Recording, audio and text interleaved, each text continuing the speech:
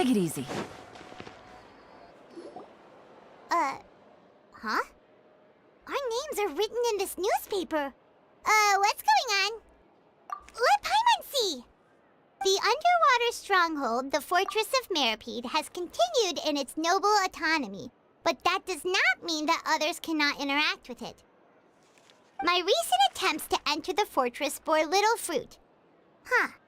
Guess Charlotte still hasn't given up on that. Thus, did an Outlander friend become the focus of this report, a blonde adventurer with their white fairy legends trailing in their wake.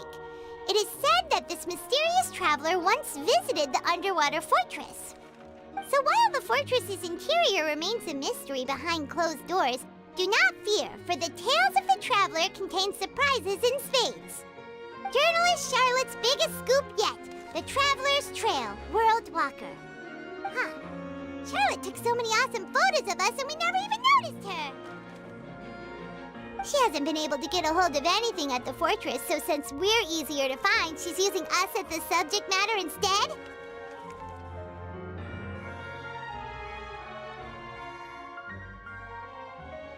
Ugh, seriously?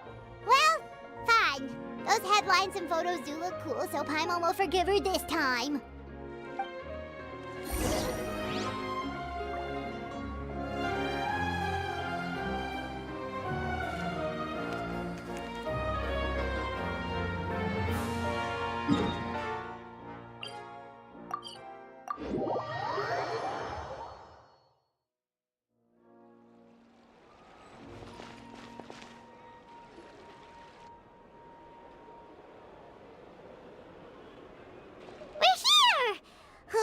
Paimon's hungry. Should we go in and get something to eat?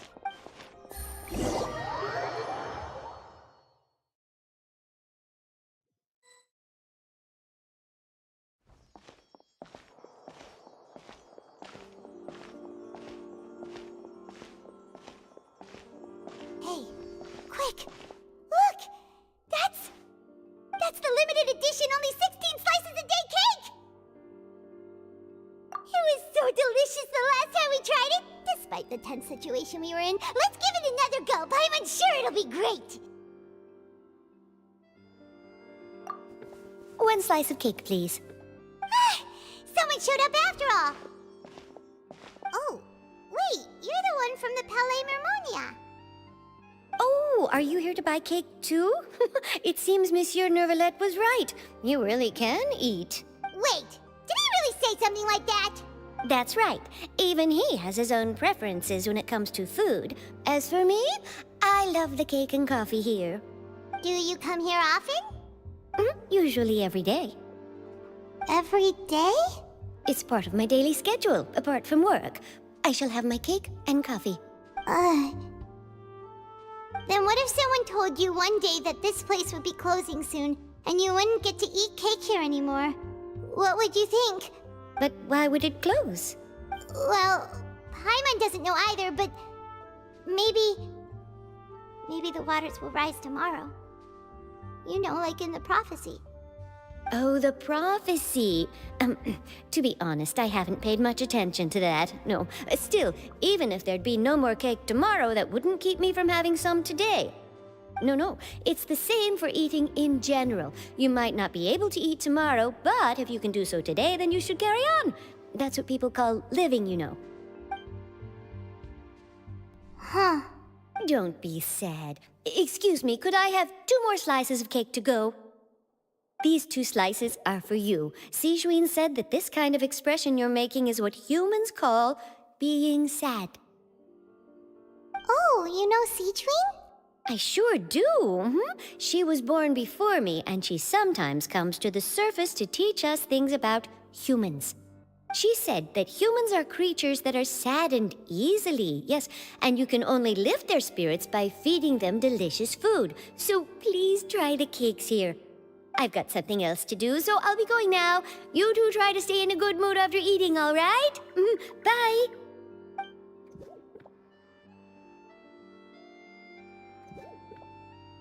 And there she goes. All right, let's dig in. Paimon's sure this cake will be delicious.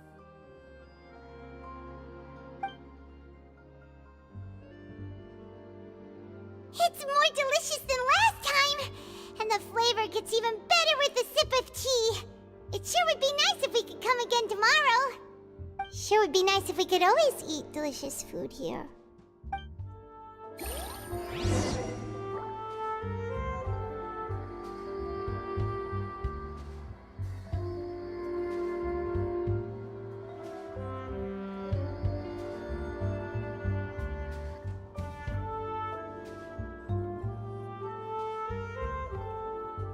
Forget about me.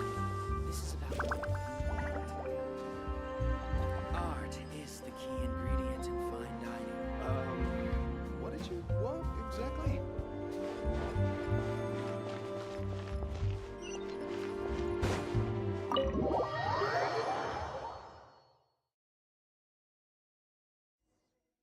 Oh! We're near the Steambird office! Let's go look for Charlotte and have a chat.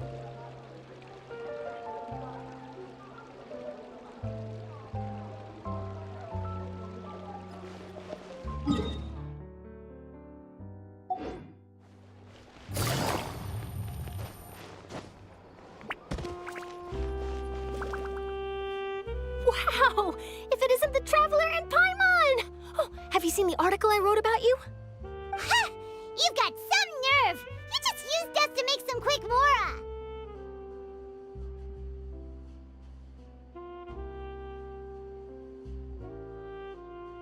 Oh, you needn't worry about that. I heard that you were in Poisson some time back, so I sent you a letter to discuss just that. It appears you didn't receive it, though. It's all right, though. I've set aside the amount intended for you. I've even set the table with some food. Really? Oh, you're the best! You're almost a little too easy to win over, Paimon. If I were a journalist with ulterior motives, you'd be in trouble now, you know. Oh, Paimon knows you're not like that. Still, what brings you here all of a sudden? Were you looking for me? When Mona mentioned you, we thought of coming to see you at work. I see. It seems you've already bumped into Mona here in Fontaine. So she mentioned me? What did she say? She said that you're a real daredevil of a journalist. Nice. In which case, can this daredevil journalist dare to request an exclusive interview with the legendary Traveler and Paimon? Huh? So your article in the paper today doesn't count? Oh, of course it doesn't. That was more like live photography. What I'd like to do is dive deeper and ask you to talk about the things you've seen and experienced.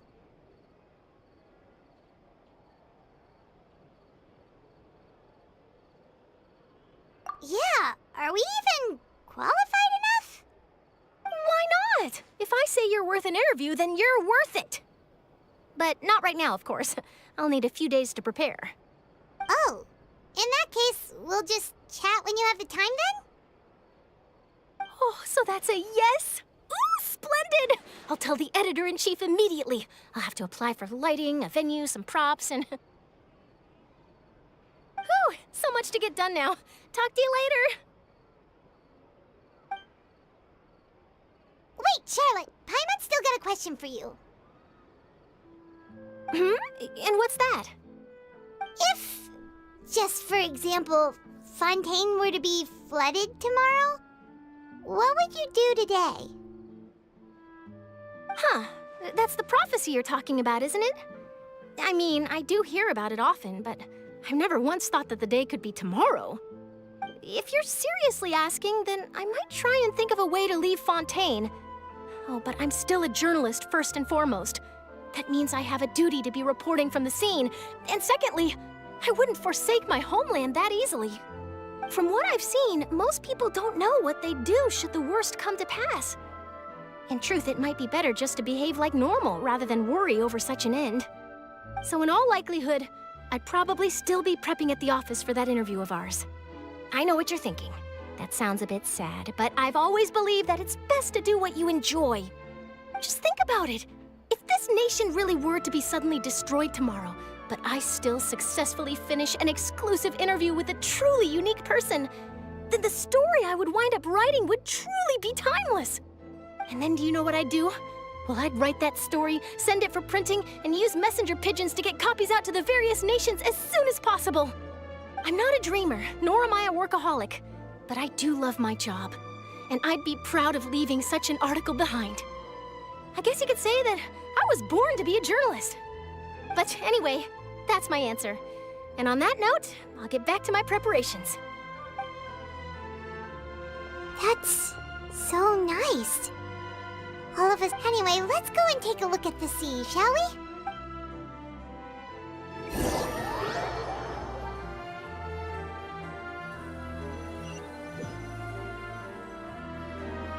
The sea breeze and scenery can be a pretty soothing combo, huh? Paimon's been thinking. If it wasn't Fontaine, but all of Tevat that would be destroyed tomorrow, where would we go and what would we do? No, Paimon should ask, if you could choose, what would you like to do?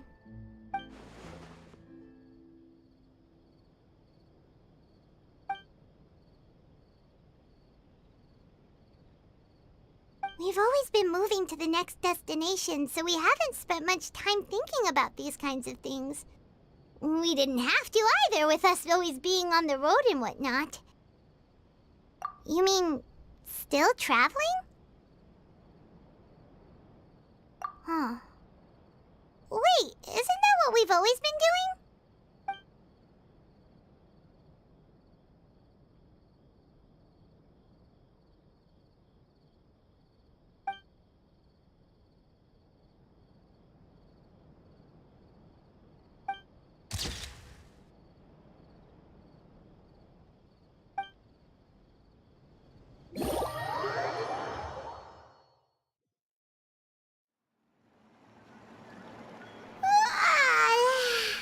Feels like you'll grow mold if you stay here long enough.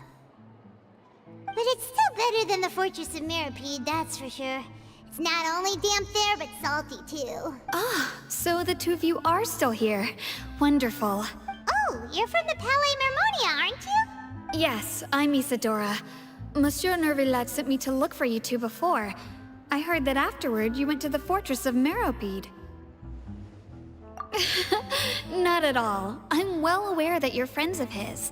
Actually, I'm here to pass along a message from him. Yes, inside the Opera House. The Maréchaussée Phantom has declared the incident a small-scale riot. A riot? Well, that said, I don't personally think it was that serious. Lady Farina was watching a performance at the Opera House, and while she was resting during an intermission, some other audience members suddenly started harassing her, loudly accusing her of doing nothing about the prophecy crisis. And before she could respond, others started to join in. The crowd continued to grow, and protests against the Hydro Archon started to break out. So people have started to put the blame on Farina. Guess they finally found an outlet for the pressure they've been under due to the prophecy. I agree. People will naturally rely on gods, as is customary. But the moment people feel threatened, gods are also the first to be blamed. So what happened after that? Is Farina okay? Seeing that the situation was spiraling out of control and that further argument was pointless, she claimed that she'd gotten tired of this and left in a hurry. The Maréchaussée Phantom had their hands full maintaining order and did not catch where Lady Farina had gone. Only when things had stabilized did we realize that she had gone missing. So, you mean she's still missing? That's right. The Maréchaussée has dispatched many people to search for her, but we don't have any leads yet. That said, I don't think there's much to worry about. She is a god, after all. Even if she were to fall into the hands of rioters, what could ordinary people do to her? Good.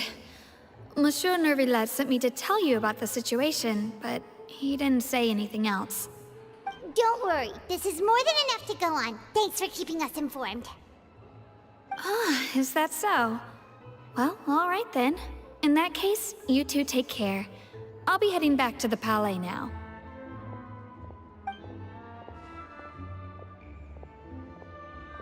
Well, sounds like we should hurry over to Poisson then. Farina, she won't try to fix things in this situation. Instead, she'll look for a place to wait out the heat. And, as we also know, she may be loud and dramatic, but she doesn't have a heart of stone. When Nervalet was talking to her in the Palais Mermonia, and she heard about Poisson, she couldn't hide her sadness and remorse. It would be hard for her to ignore being accused by the public today. Paimon thinks Farina's probably taken the opportunity to slip away to Poisson and try to relieve the sense of guilt that she's feeling. Huh! Well, what do you think? Paimon knows the answer, of course, but Paimon can do the analysis to back it up, too. Cool, huh?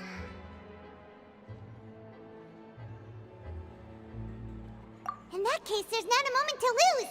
Poisson, here we come!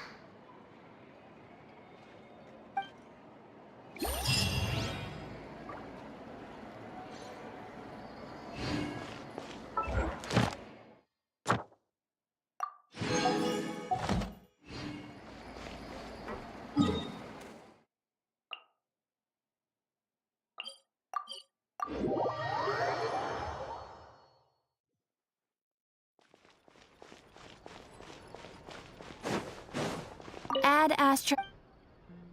Thank you for Ad Astra.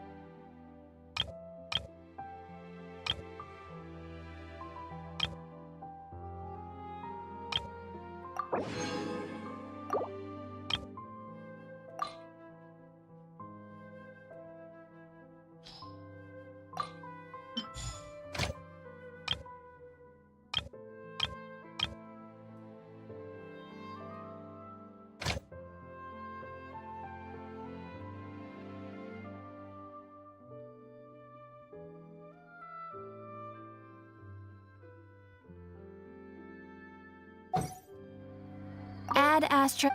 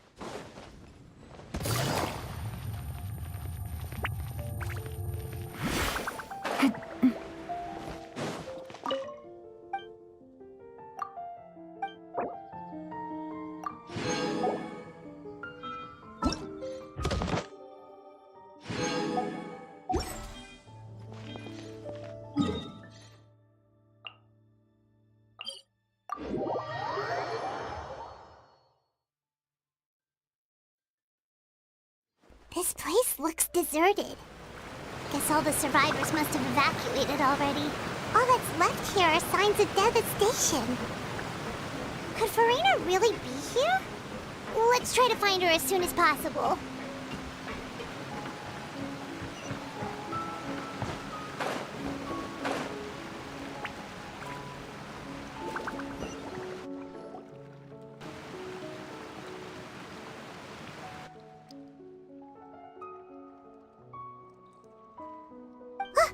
That's Farina, right over there. She really is here all on her own.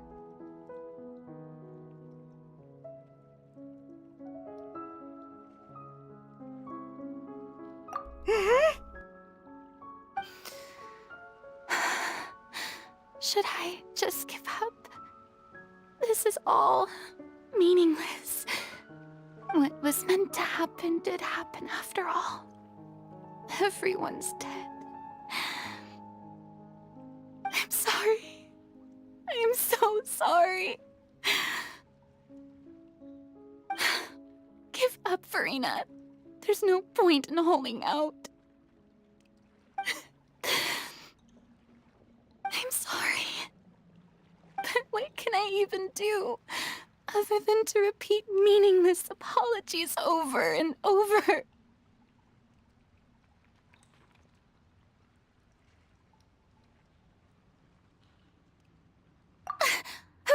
Who's that? Don't worry, Farina, it's just us.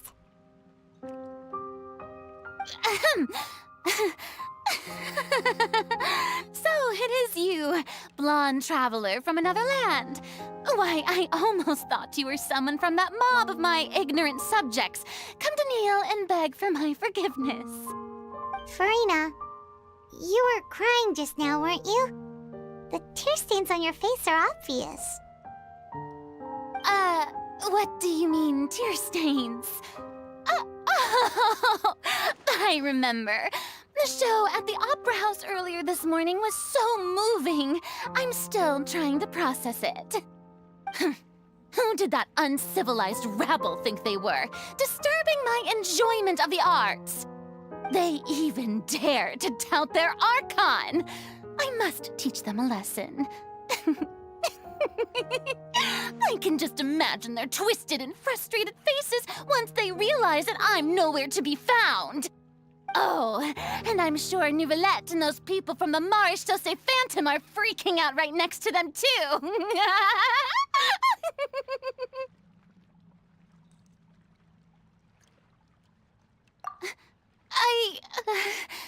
Of course not. Hey, there she is! The Hydro Archon's over there! Quick, after her! Farina, those people seem to be after you. They are? They're just some rabid fans who want to cut the line because they haven't been able to meet me in person, aren't they? That's against the rules. I can't let them get their way. Farina just ran off. Quick, we have to catch up with her.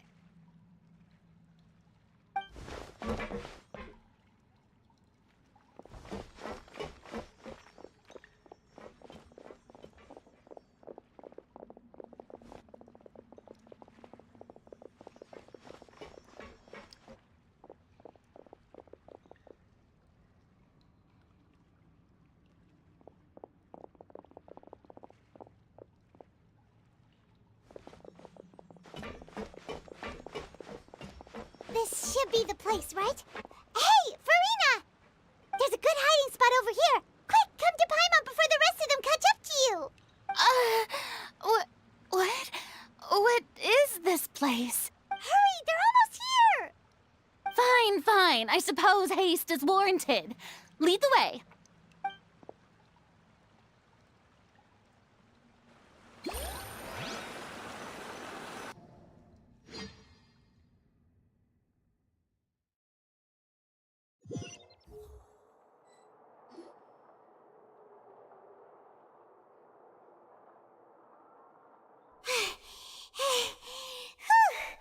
Paimon's exhausted.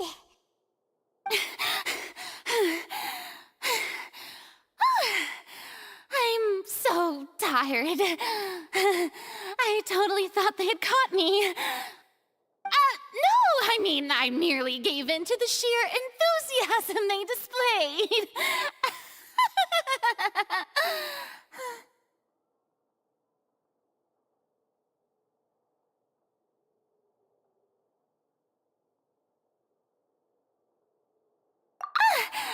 You're right. Yep, that's a good girl.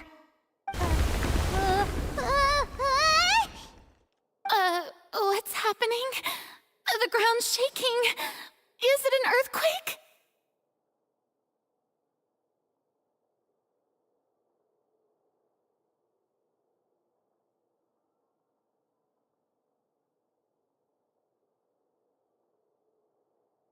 Yeah, a quake of this kind preceded the flooding in Poisson, didn't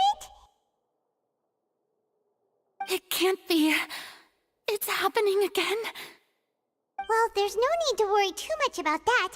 Novelette's made some emergency plans, so the evacuation should go a lot smoother this time. Yeah, I hope you're right. But the people of Poisson, they've already...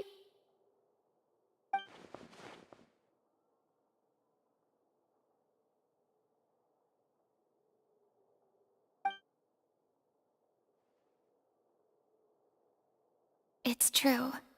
I've been investigating the prophecy for hundreds of years.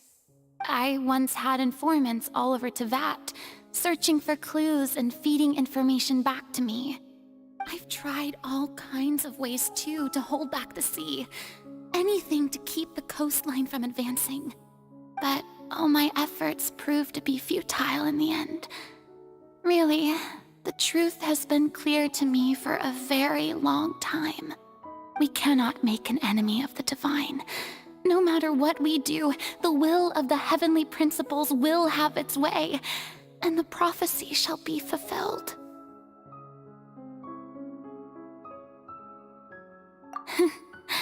Give up.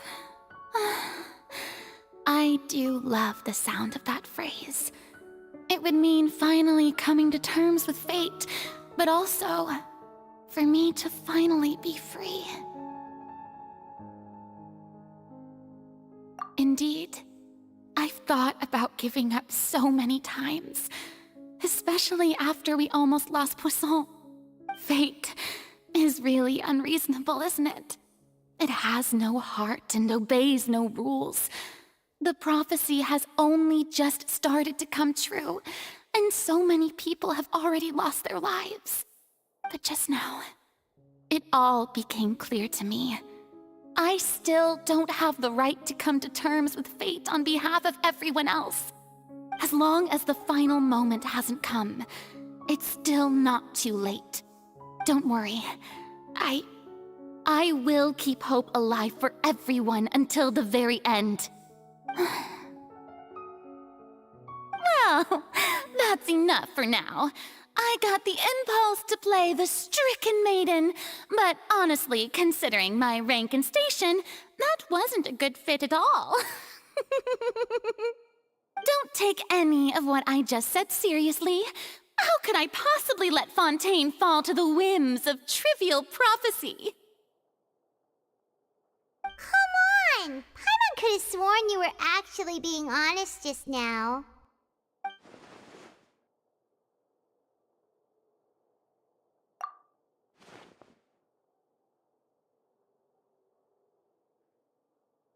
Share my burden. That's impossible. It was fated right from the start that this would be my duty alone.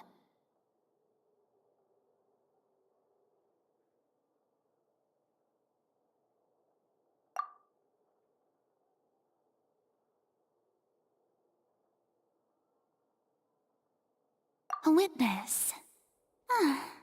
Yes, I've heard that you came to Tevat from beyond the stars, yes.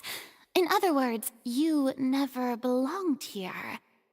And if Tevat is, in its entirety, a show on a stage, then you're just a spectator, aren't you?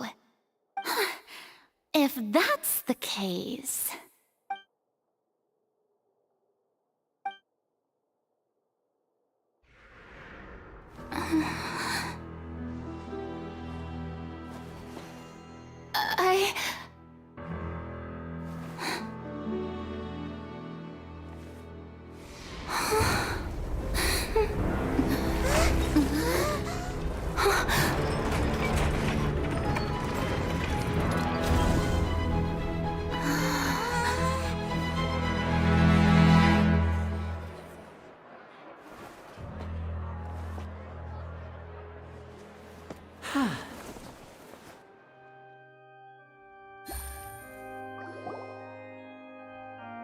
Ladies and gentlemen, this concludes my opening performance. Now, without further ado, we may proceed to the trial of our god.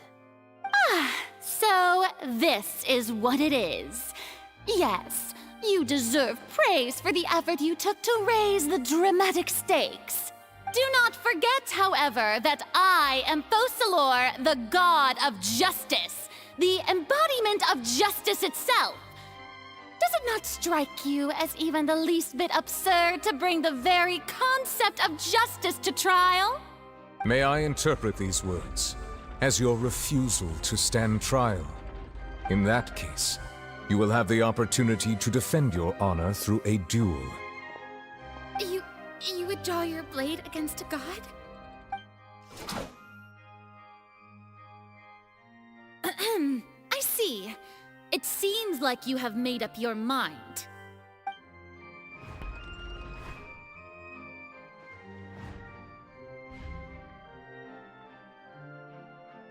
Paimon can't believe it. She just surrendered. What the heck is going on? Did I just see an Archon surrender to a human? Wow, how utterly humiliating. Lady Farina, what is the meaning of this? Shh! It would seem that there has been a misunderstanding. To be clear, the raising of both hands is not always an indication of surrender. Looking for excuses again, huh? I raised my hands just now to indicate my acceptance of the trial. No duel shall be necessary. I will admit that I've been running away for a long time. I'm sorry, everyone. I was unable to protect the people of Poisson. It is my duty to stand trial for my crimes. You are not the only ones to be disappointed in me. I, too, am exceedingly disappointed in myself. But now, it is time for the Hydro Archon to show you her courage and resolve. I, Farina, will use this trial to show the world the true meaning of justice! This time, I will protect you. Applaud and rejoice! One of the most outrageous and fantastical arcs known to the opera epiclese is now unfolding before your eyes. Mark my words, this shall be one of the most exhilarating and brilliant shows ever to grace the stage of Fontaine! The trial of the Hydro Archon, Focalor, will now begin! Woohoo! Oh, now we're making history! Why does it feel like Farina just took over the whole thing? Like, come on! Didn't she just get forced to stand trial for her crimes? Also, even though she's still acting super dramatic, she is taking this seriously this time, right? All right, then. Who will be my opponent in this trial? The court asks the prosecutor to please take the stand. Is that so? Very well. Then please speak, witness of Tivat, my accuser and fated opponent.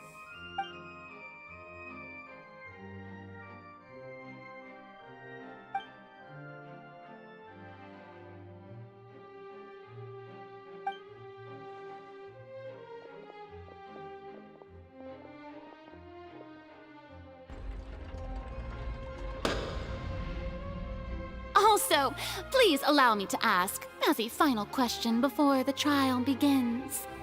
Just how much work did you do to force me onto this stage? Well, we did do a lot of prep after the meeting that day.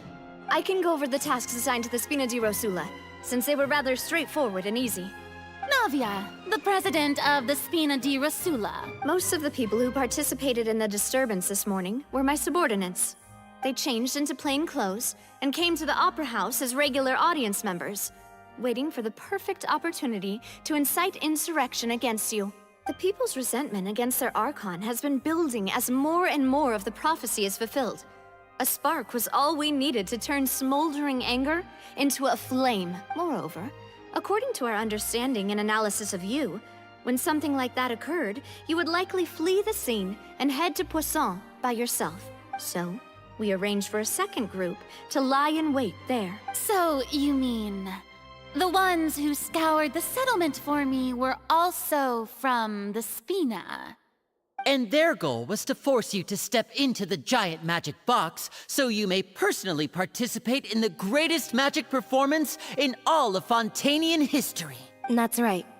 That house was a magic box, rather than someone's residence. As the super ultimate version of the setup that I used when I first performed at the Opera Epiclese, the volume of the box was increased by a whole order of magnitude, and the distance it traversed was the entire gap between Poisson and Aranias. Its cargo, of course, was an Archon instead of a human. My thanks, Farina. Without your help, we could never have pulled off such an extraordinary performance. You're welcome? Of course, this performance was only made possible with Father's support. The House of the Hearth spent a massive amount of labor in Mora to pull this off. We had to select a location, construct the giant magic box, dig a tunnel, and open up a path through the water. It was a lot of work for all of us.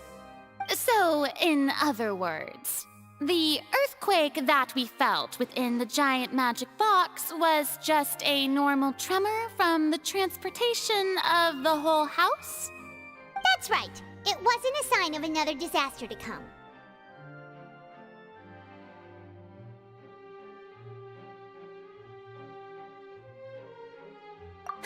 Then, I can guess Nervillette and Cloran's parts. You gathered a crowd, prepared a stage, and made sure that the champion duelist would be immediately ready for a fight. Also that as soon as I appeared on the stage, the trial may commence without a hitch.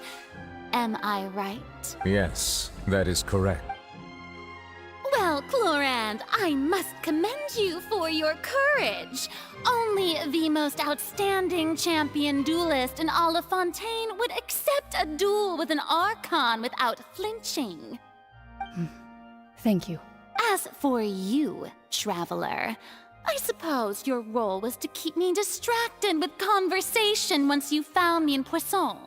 You'd make sure that I didn't notice anything amiss before revealing yourself as my prosecutor once we'd arrived onto the stage. Oh?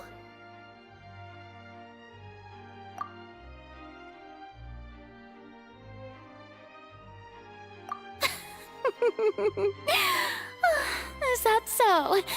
Then I suppose I must have missed my final chance. It's fine. It matters not. What's done is done. The stage is already set, so there's no reason to disappoint the audience. Let's see this trial through to the very end.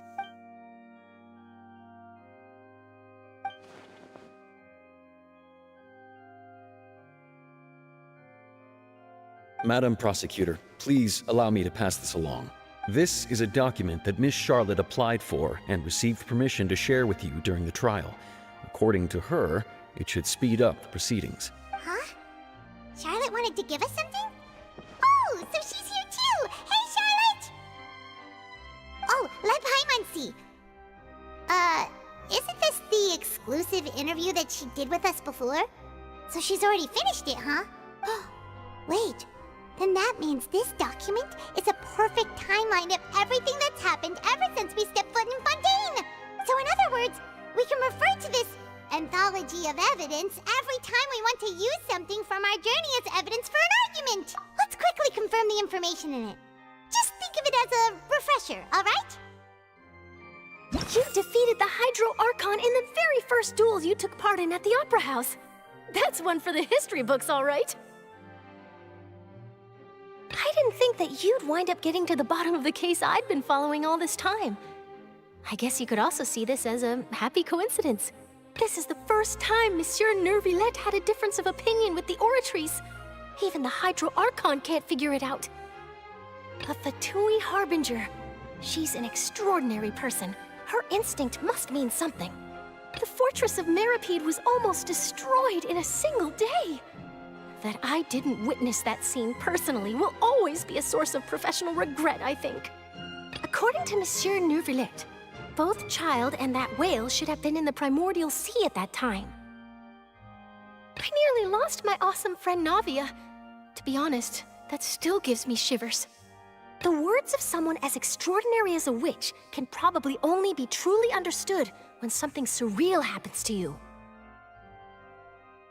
The words of someone as extraordinary as a witch can probably only be truly understood when something surreal happens to you.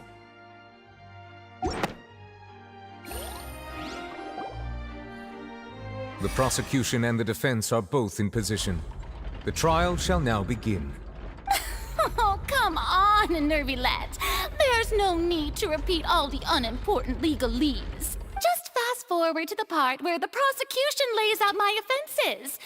As the defendant and the lead actress of this performance, I still haven't even been informed of my supposed guilt in all of this. Of course, it is only natural for humans to struggle to understand the actions of a god. However, you will need more than that to convict me of a crime. That's true, but my charge here is unrelated to your conduct as an Archon. Instead, I would like to charge you as a fraud who's never been the Archon in the first place. Wait, what was that? Lady Farina's a fraud? Hey, I came here thinking that we were going to try the Hydro Archon for forsaking her duty, but did I hear that right? She's not our Archon at all? Charge accepted. Lady Farina, do you plead guilty to the charge?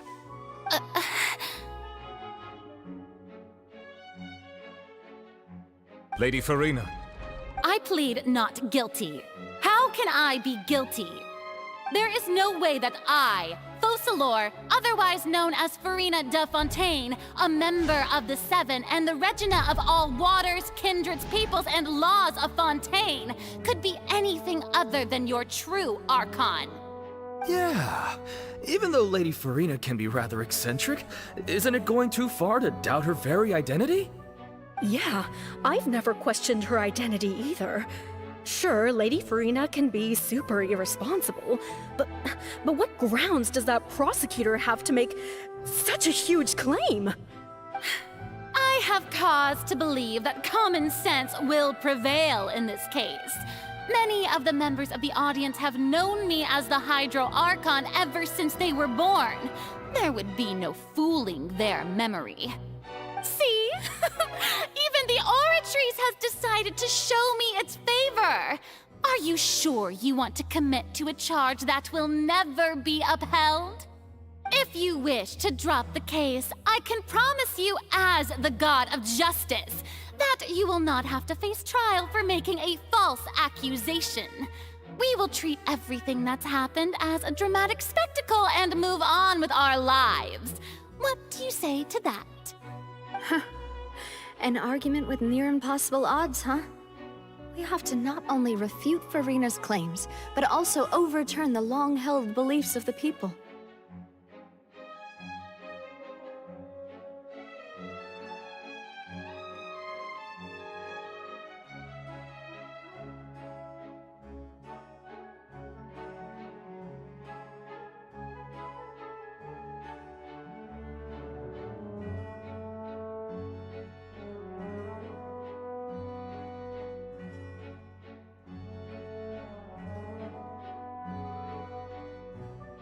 Well, I tried to give you the chance to surrender.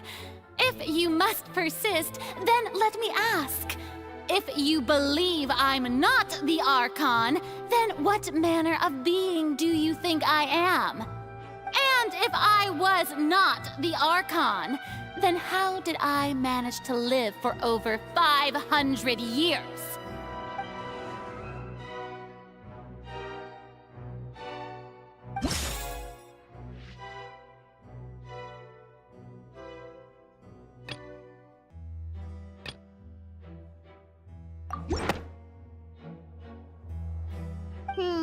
That doesn't sound right. Paimon doesn't think this clue can be used as compelling evidence to build our case.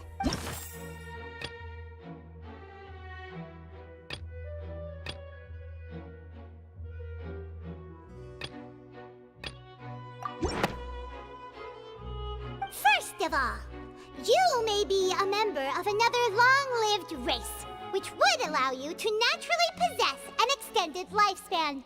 And second of all, even if that wasn't the case, there could be other ways to extend your life. Who gave you that idea? Was it the knave? You'd sink so low as to use a harbinger's words against me.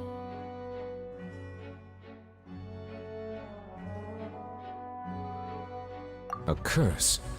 I once thought it possible that the aura of an Archon might naturally resemble a type of curse.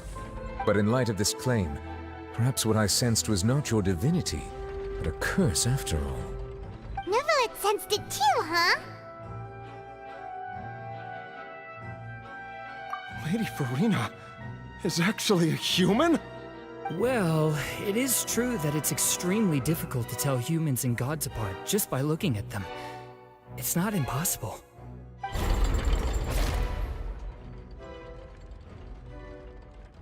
Well, don't start celebrating too early now. Even if I have been carrying a curse like you said, how does that prove that I am merely a human being? Besides, everyone knows that the main difference between a human and a god is the possession of authority. Gods can do what humans cannot. That's why they're worshipped as gods. For centuries, manifestations of my authority have served the nation of Fontaine.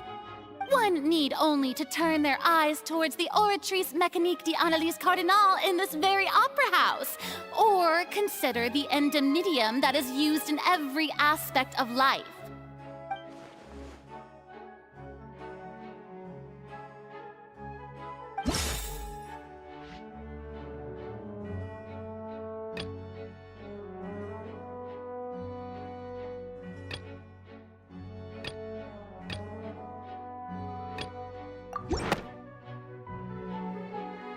You tried to reference the Oratrice, but weren't you as confused as all the rest of us when the Oratrice declared Child to be guilty without any proof? Otherwise, you should have come up with a good explanation for that by now. Didn't I make myself clear at the time? The decisions of the gods are naturally difficult for humans to comprehend. There is no need to provide an explanation. Lady Farina, I believe a reminder of your current circumstances is in order. While the court is in session, the principles of justice and the law must come before all else. While you are an Archon, you are also first and foremost the defendant in this trial. You will prove yourself unable to defend against the prosecution's charges if you continue to withhold vital information against the rules of the court. I never thought you'd use that kind of rhetoric against me.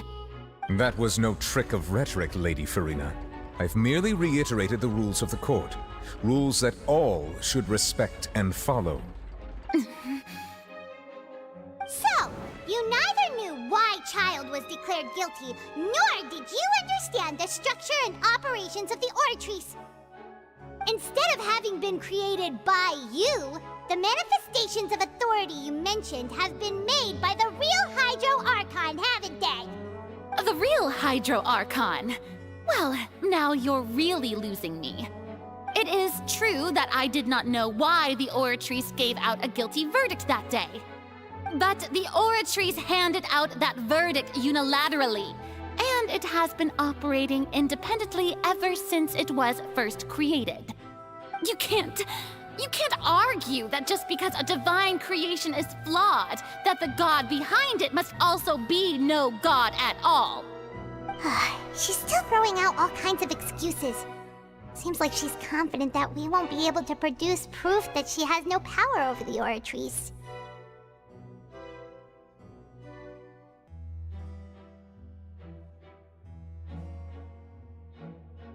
My power as an Archon. There are many ordinary citizens in the audience. How can I just carelessly demonstrate the formidable power of an Archon? If that poses a concern, I'm prepared to extend my protection to the audience. You don't need to go that far.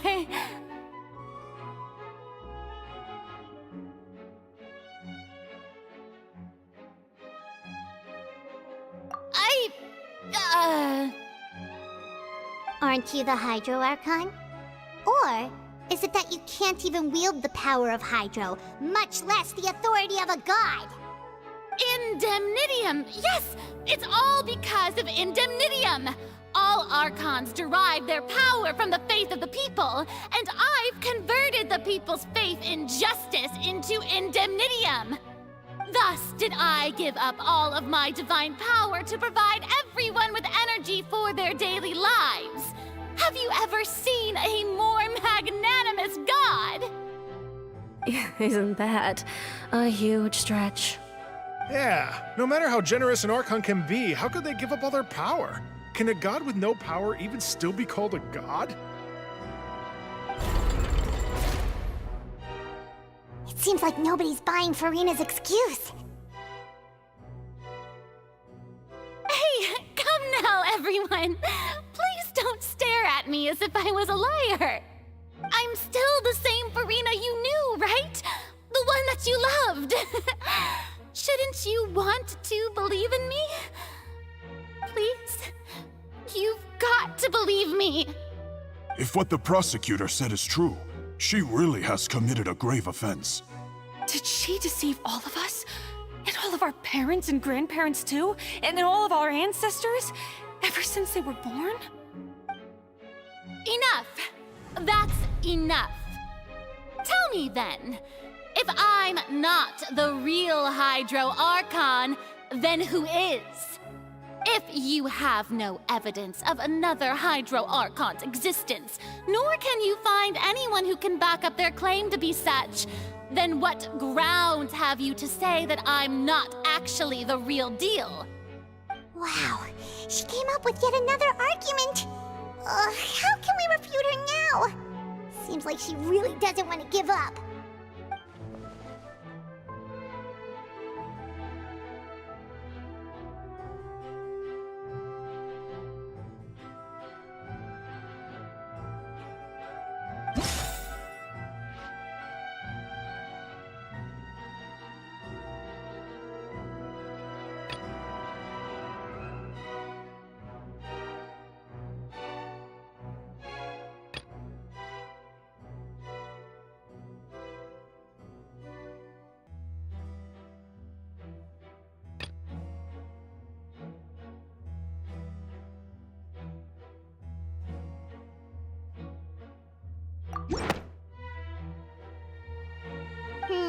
That doesn't sound right. Paimon doesn't think this...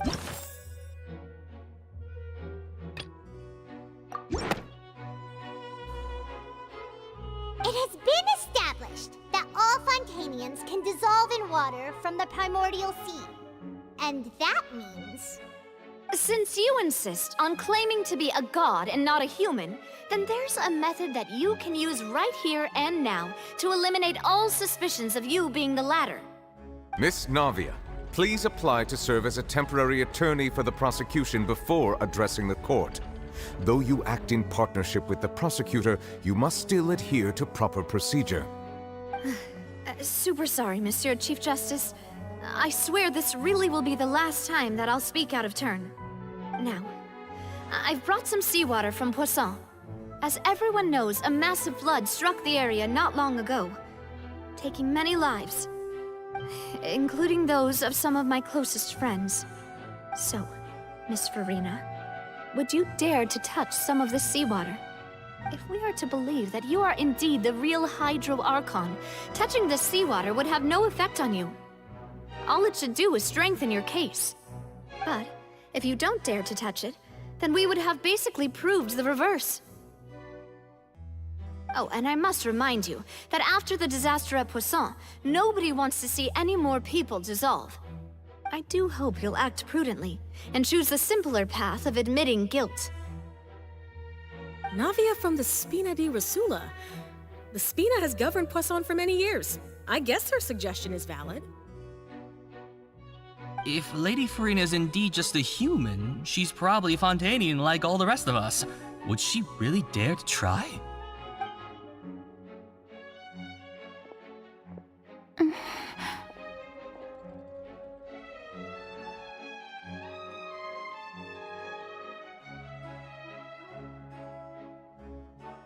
Lady Farina, this test has been unilaterally proposed by the prosecution. As it falls outside the realm of standard court proceedings, you possess the right to decline participation. Well, of course he had to tell her that. But refusing to participate is basically the same as a confession of guilt. She's just staring at the water without saying a single word. It really does seem like she's quite terrified of it. That could only mean... What's going on? Is she really planning to... that's not what we thought she would... Due to the inherent risk of the test, Lady Farina, you may... Hey!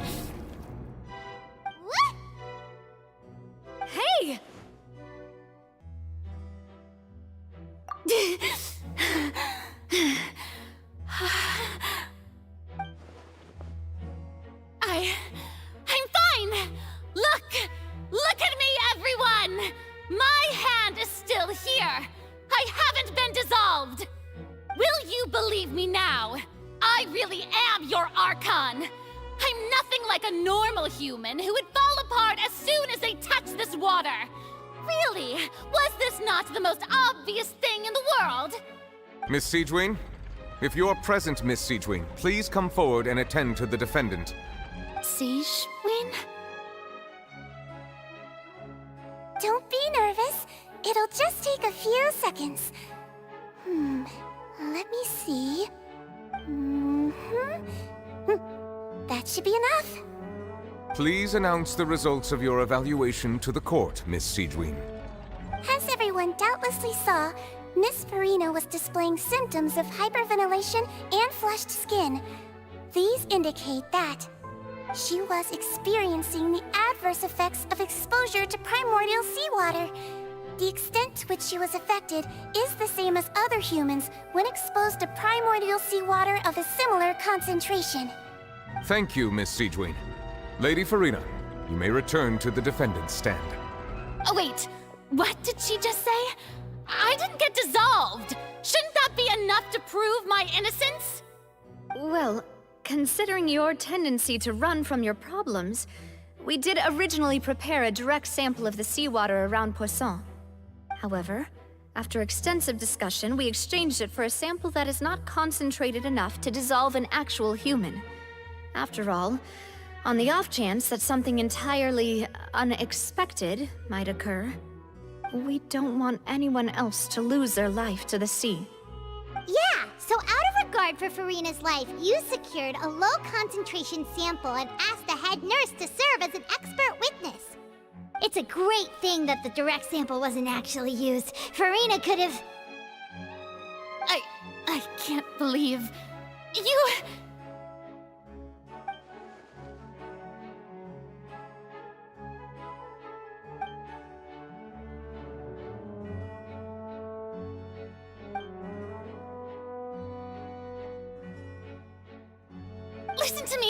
Listen to me, everyone! Please don't give me such cold and disdainful looks! What happened just now didn't prove a single thing! Think about it! How can you conclusively prove that an Archon can't also be affected by the primordial seawater? Also, if I was really just a human, why would I dare to just put my my hand in that kind of water!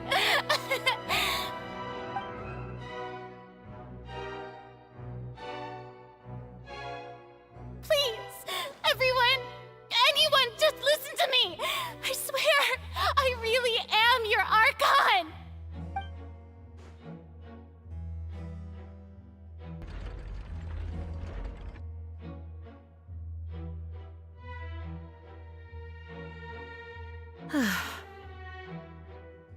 I don't think anything she says at this point will sway anyone. The odds are just too stacked against her now. With all the things that have been said, Paimon doesn't think there's any way left for Farina to win. I believe the time for arguments and presentation of evidence has come to an end. If there are no objections, we will move on to the final judgment.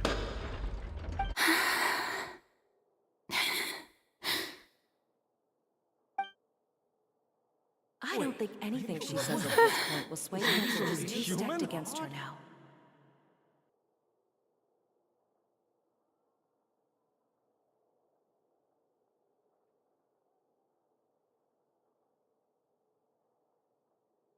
In my capacity as Chief Justice, I shall now render judgment on Farina's misrepresentation of herself as the Archon of Fontaine. As a human who knowingly deceived her fellow citizens, Farina is guilty.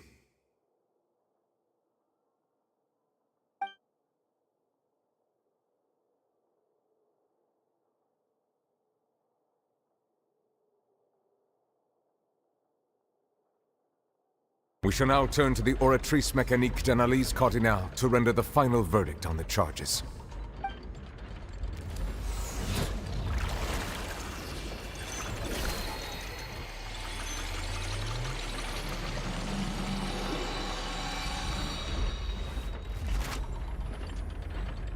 According to the judgment of the Oratrice Mécanique d'Analyse Cardinale, Farina is... Well, what's wrong? What's the Oratrice's verdict? No, the Oratrice also displays a guilty verdict. Isn't that correct then? However, the exact wording of the verdict is thus: the Hydro Archon, guilty, to be punished via the death sentence. The death sentence? That's actually one of the available sentences? I've always thought that it was just a myth. The one and only time the death sentence has been handed out at the court, and it's been given to the very person we've worshipped as the god of justice? What an unexpected twist. Farina's been sentenced to death by the Oratrice? We just wanted to use the trial to show her the seriousness of things so she'd tell us the truth. How did things escalate this quickly? This outcome is indeed quite strange. According to Fontaine's current definitions of justice, as well as its recommendations for criminal sentences, is this sentence really appropriate for the crimes that have been committed? Yeah! Even Fauché wasn't sentenced to death by the Oratrice. You know, the real evil mastermind behind the serial disappearances case. Indeed. Not only is Farina's sentence overly excessive, the very point of our trial today was also to prove that Farina has never been the Hydro Archon in the first place. But now, the Oratrice seems to have deliberately invoked the title of the Hydro Archon. What does this mean?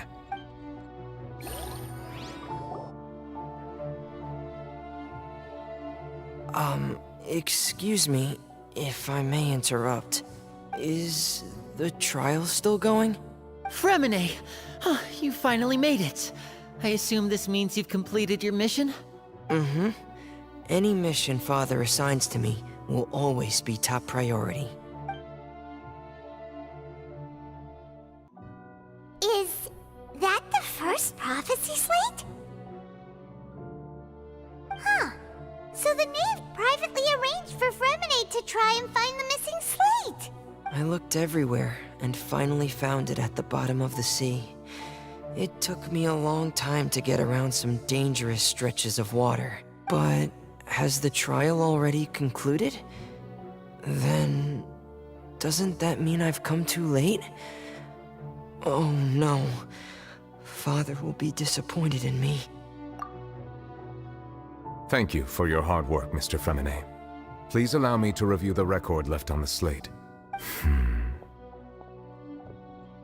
Traveler, I believe that you have already seen the other existing slates, and would like you to come here and confirm their contents.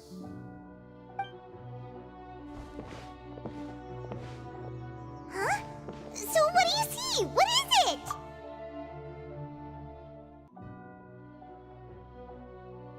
I believe I have now made sense of the Hydro Archon's crime. It has to do with Fontaine's lost history. Huh? Isn't the Hydro Archon just guilty of deceiving her people? Oh, wait, no, that's Farina, and we've already proven that she's not the Hydro Archon. So when you say Hydro Archon, do you mean the real Hydro Archon we've been kinda talking about? In truth, everything that you've encountered in Fontaine up until this point can be traced back to the contents of these stone slates. However, I'm uncertain as to how much sense they currently make to you. Okay, let's try to recall the contents of the other 3 stone slates. Paimon will do her best to help you remember.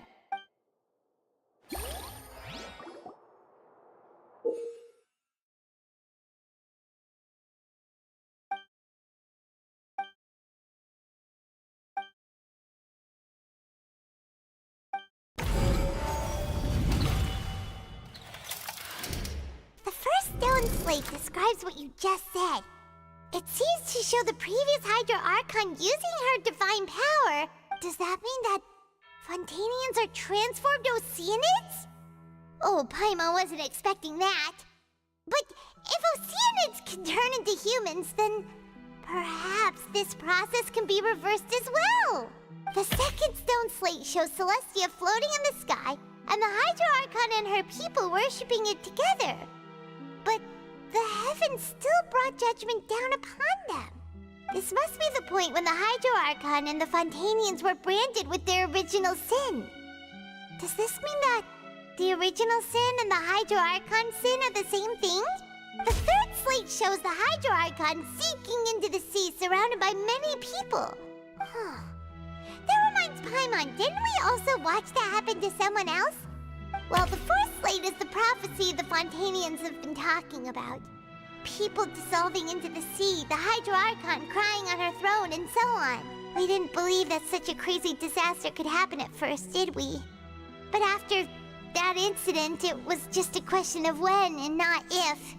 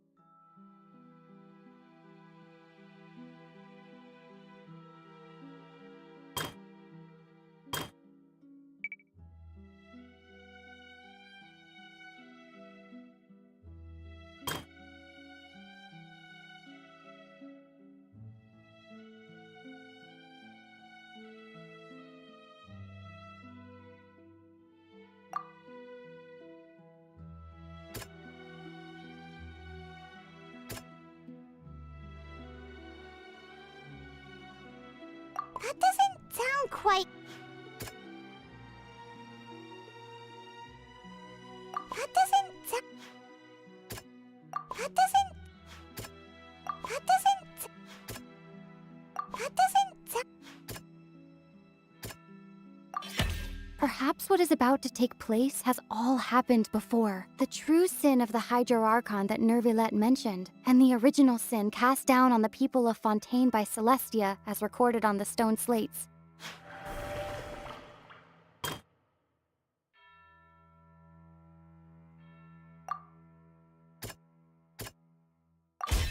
We know from the case of the serial disappearances of young women that Fontanians can be dissolved in primordial seawater. And the first stone slate tells us that long ago, the Hydro Archon used her power to turn Oceanids into humans.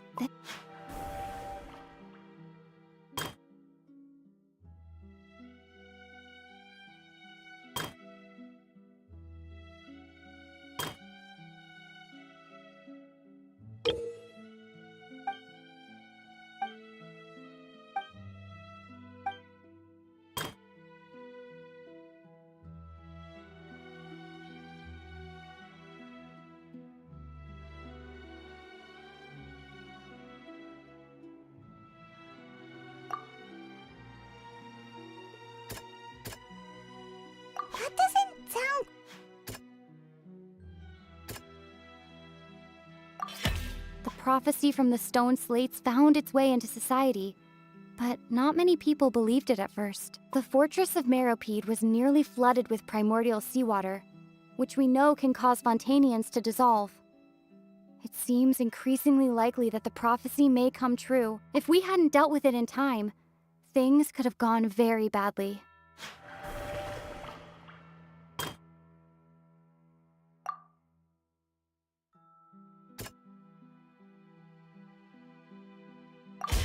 It's not as simple as falling into the sea. When Navia fell into the sea, her consciousness was subjected to judgment. The stone slates show the people gathered around the Hydro Archon in the sea. Could that be alluding to the same thing? They'll dissolve into the primordial sea but won't cease to exist. Their essence will flow in the seawater, converge, and take the form of an Oceanid. The Hydro Archon was sentenced to death in court, shocking everyone present. Perhaps this means that her sin was actually Fontaine's original sin. Navia fell into the water inside those ruins, and she nearly dissolved. She was surrounded by the people of Poisson in a court within her consciousness, and was forced to take part in a trial meant to make her stay. The eruption of the primordial sea at the fortress of Meropide was the surest sign that the prophecy was about to come to pass no matter what. The stone slate's content can all be verified by recent events. If we combine what we know together, loads of truths should come to light.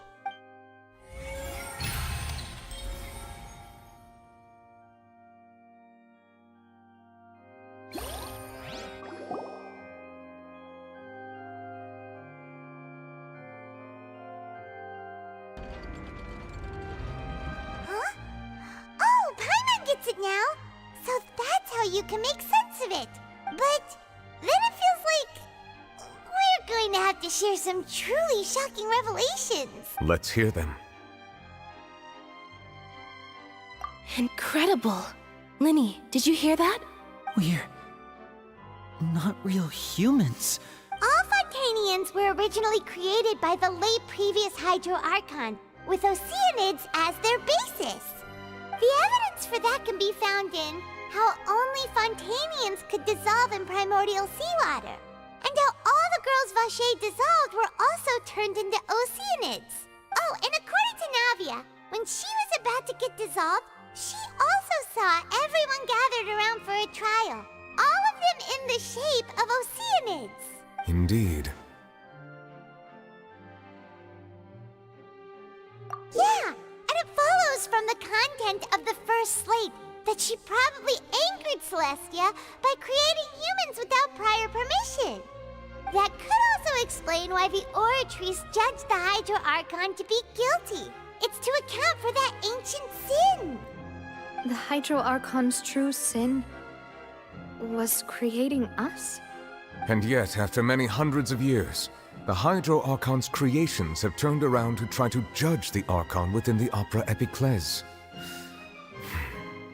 The twists of history are often the most unexpected of all. Yeah! Isn't the image here just like when Navia fell into the sea? So wouldn't it be trying to show the image of the Hydro Archon also falling into the sea once the prophecy has been fulfilled in the fourth slate? In the end, the people will all be dissolved into the waters, and only the Hydro Archon will remain weeping on her throne. Only then will the sins of the people of Fontaine be washed away. Did Paimon get all that right? You've made some keen deductions. I must say, given how much you still don't know, it is impressive that you've already managed to connect so many pieces of the truth. However, while you were able to decode all the information on the slates, they've also been etched with an additional layer of hidden information using a different power source. When we were at the ruins, I tried to decipher the hidden information recorded in the slates. But since we only had 3 slates at the time, I was unable to come to a full conclusion. Now that the slate collection is complete, I shall make another attempt to decipher the narrative recorded within. If everything goes well, we should finally be informed of the unadulterated truth.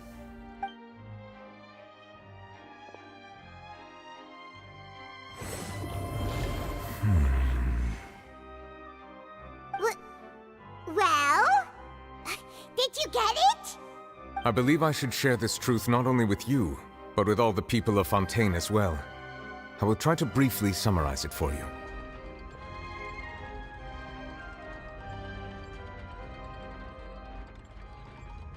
Your hypotheses regarding the origin of Fontainians and the sin of the Hydro Archon were both correct. In the Fontaine of old, the previous Hydro Archon sensed the yearning of her Oceanid familiars for life on land.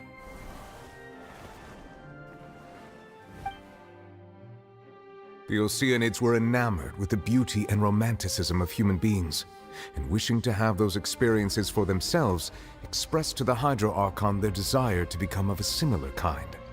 However, even though water as an element is intricately linked with the power of life, the Hydro Archon, as one of the seven, did not possess the authority to create a new form of human life. Not one to give in, she eventually found a way to create permanent humanoid bodies for her familiars by appropriating the power of this planet's primordial sea. She poured primordial seawater into the Oceanids' blood vessels, creating humanoid mimics in the process. But if Fontainians were to ever come into direct contact with water from the primordial sea, the power within their bodies would escape these artificial restraints and return to the sea. As a result, their forms would collapse, and they would be reverted to their original forms as Oceanids. Of course, the Hydro Archon never received permission from the heavenly principles to create a new human race. And thus, the Hydro Archon and all of her creations came to shoulder the original sin of appropriating the power of the primordial sea. That is the true history of how the people of Fontaine first came into being. So we were all Oceanids before we turned into human beings? That's way too much information for me. I think I'm just going to pretend that I never heard a single thing. Wait, but if that's the truth, we can't let the Hydro Archon be sentenced to death. After all, her only sin was creating us. This really might be too much information for your regular Fontainian, but it does answer a lot of our questions. Alas, your hypothesis regarding the third and fourth stone slates was inaccurate. The slates' respective positions are, in fact, correct. A key point of the visual on the third slate is how all the individuals depicted in the water are humans rather than Oceanids.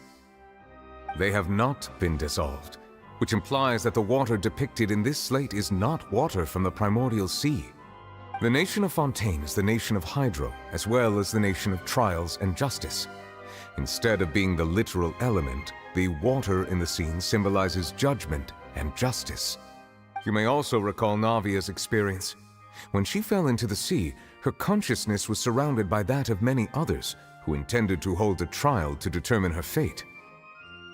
Therefore, the meaning of the third slate is that the people of Fontaine shall try the Hydro Archon at the court of justice.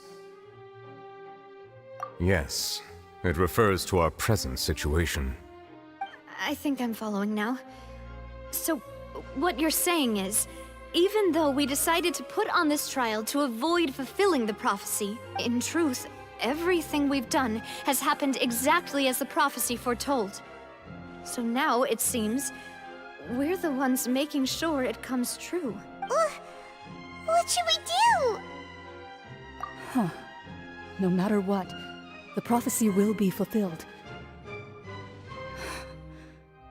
Is this what it feels like to be a prisoner of fate? If that's the case, does that mean the scene in the fourth slate will also be fulfilled soon? Traveler, I would like to point out another small fallacy in your deductions. About the fourth slate, you probably thought that the eruption of primordial seawater beneath the fortress of Meripede served as the surest sign that the prophecy was about to come to pass, yes? However, I believe that rather than being a sure sign, that eruption could in fact only be a small warning of something far worse to come. As for the root cause of the catastrophe, I believe you've already encountered it once before.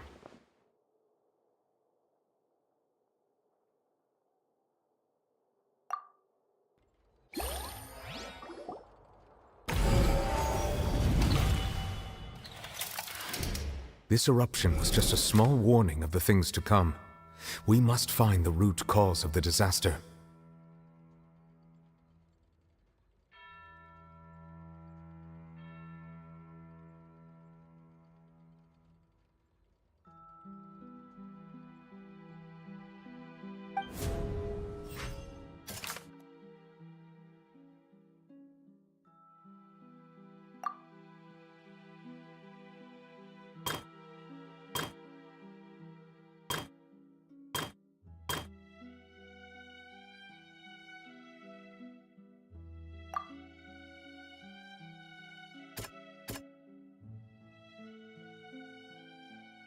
That doesn't sound...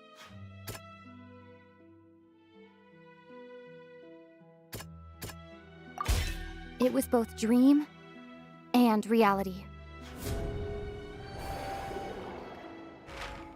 If we're talking about a true culprit, that could only be that thing inside the Primordial Sea, right?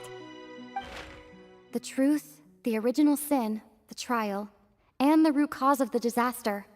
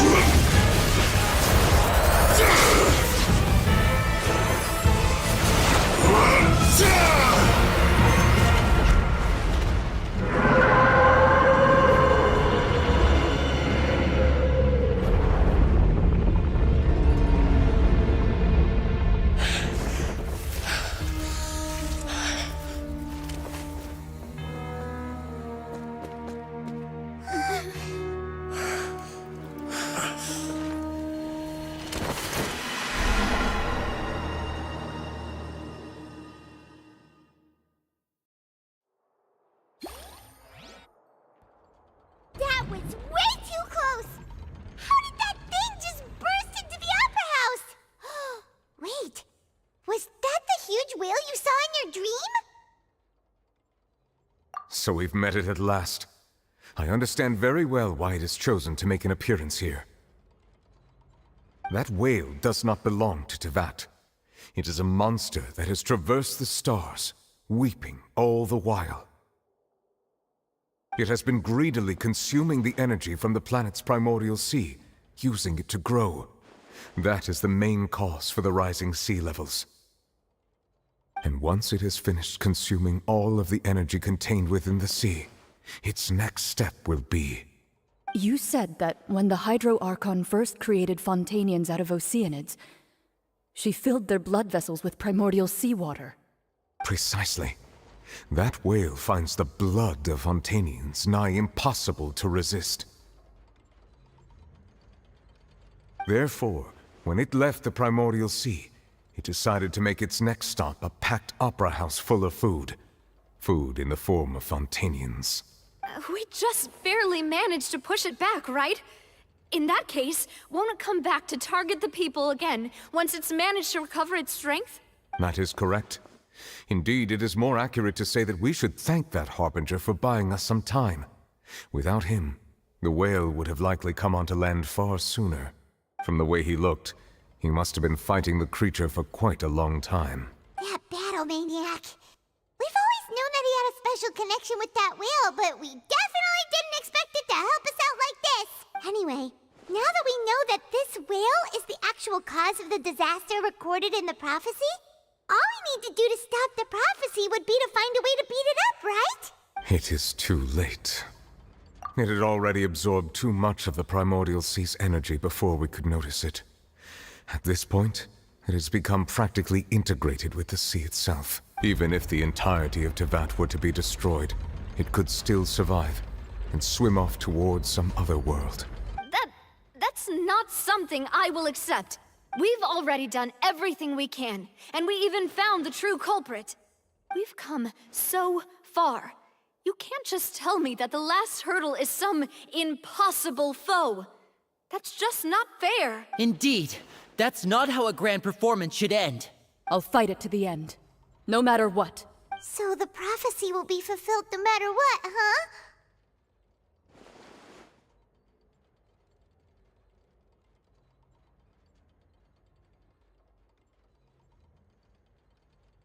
The prophecy. Yes, what has been prophesied will be fulfilled. You may view such things as the history of the future.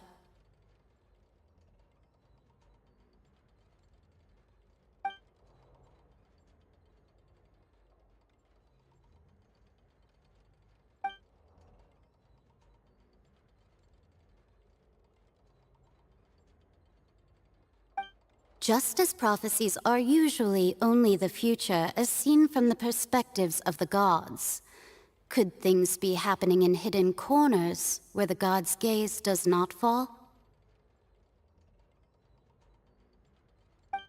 Ultimately, fate shall serve as your only guide, no matter what will happen in Tevat's future.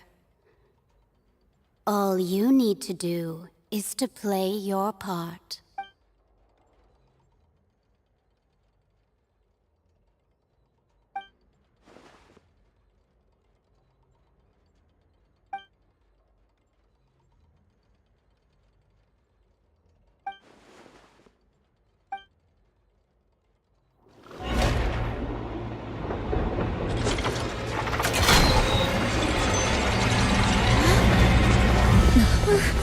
What's happening with the oratories? I believe it is preparing to carry out the death sentence.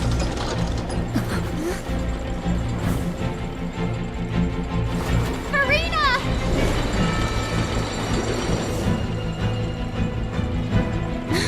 No, I still need answers!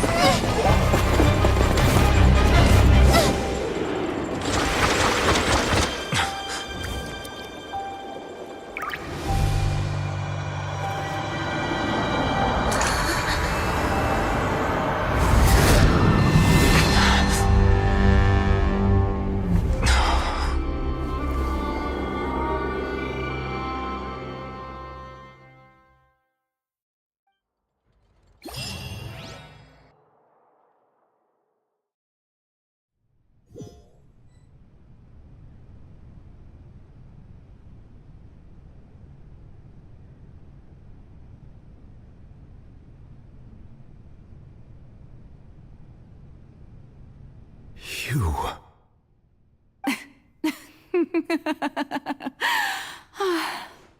Sorry. That shocked expression on your face is just too amusing. I couldn't help myself. You are not Farina. Who are you? Ah, the sweet sound of bewilderment. Marvelous. A sure sign that my attempt to deceive everyone was a resounding success.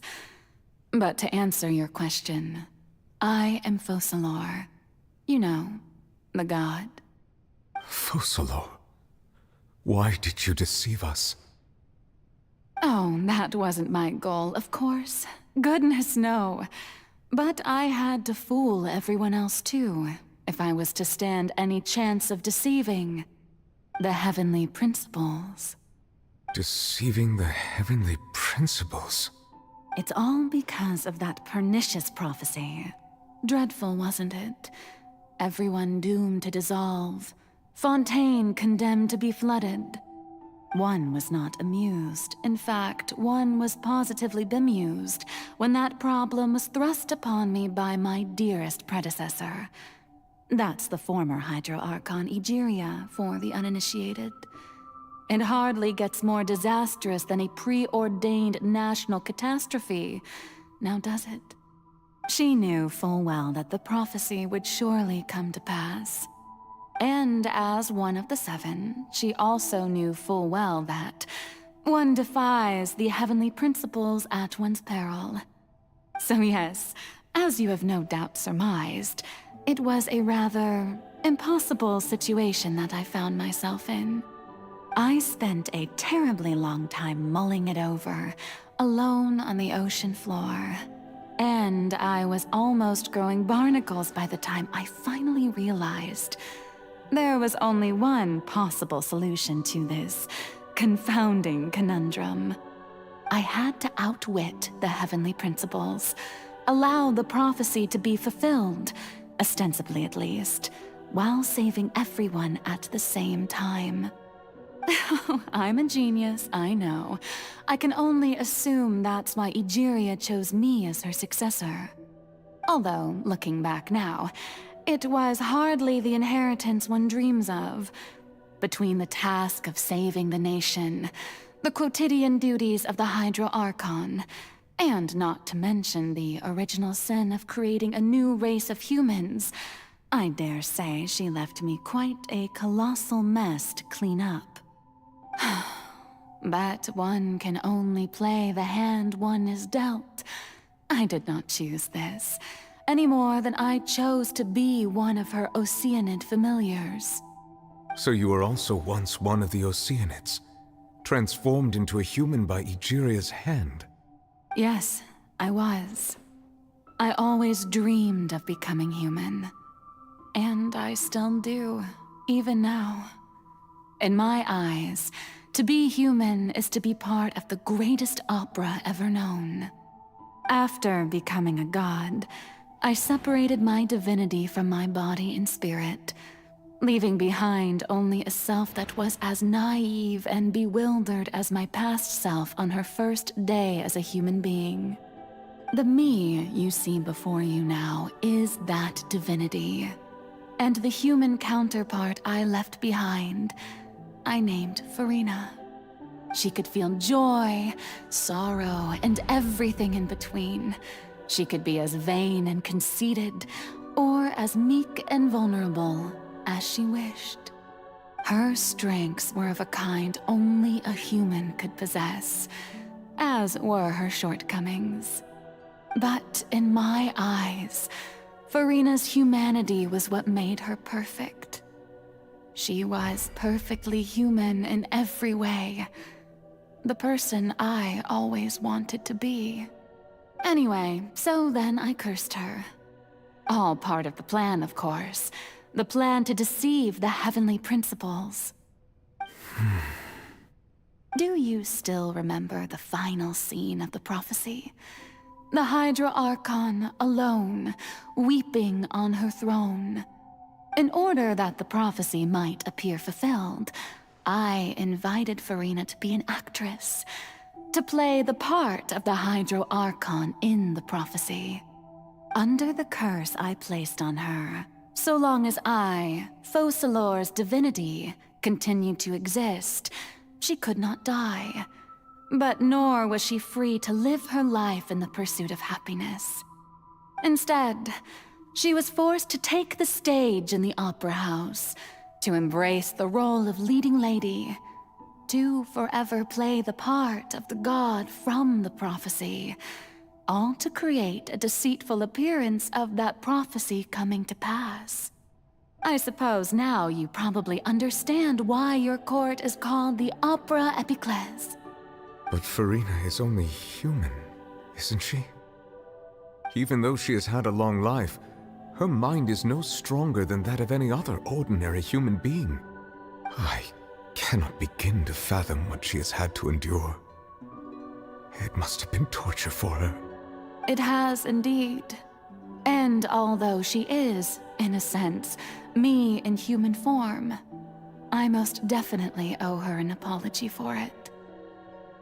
It's been 500 years, and all along, she's been playing her part in the most unimaginably long, unbearably lonely, and agonizingly painful opera of all time.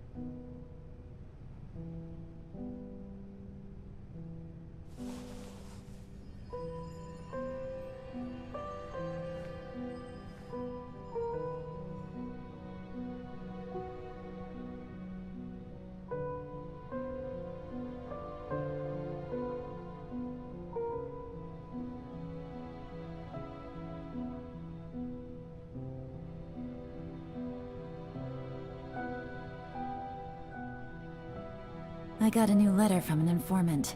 Looks like the situation has changed again.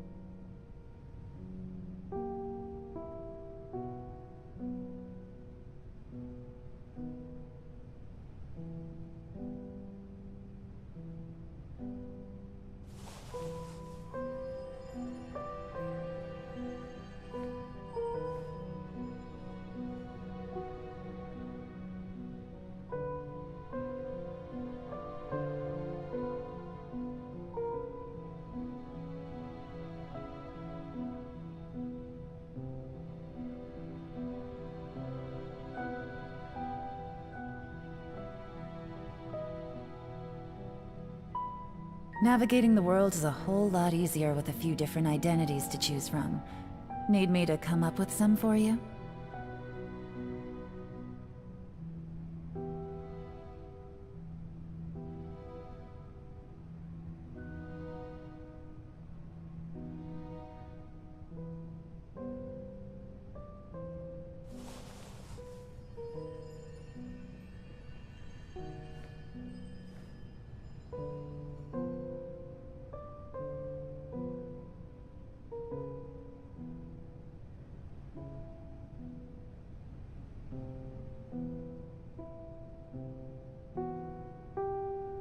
I got a new letter from an informant. Looks like the situation has changed again.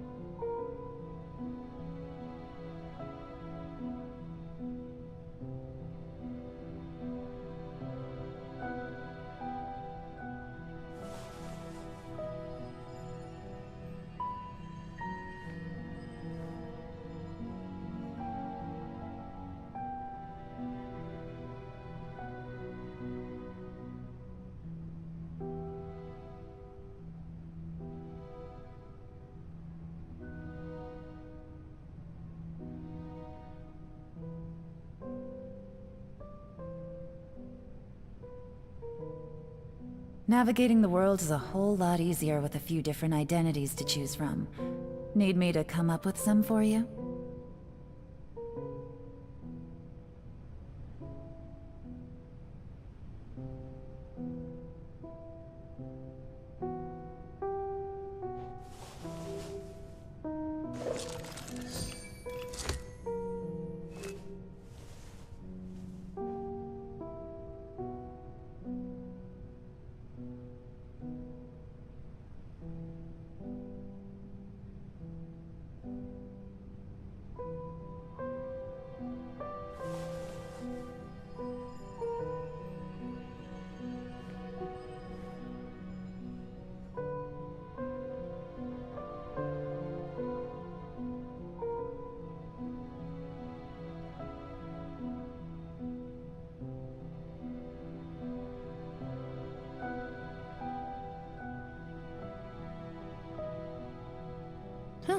Good roll. All right, maybe I'll take one more day off, and knock out the rest of the work once I'm feeling up to it.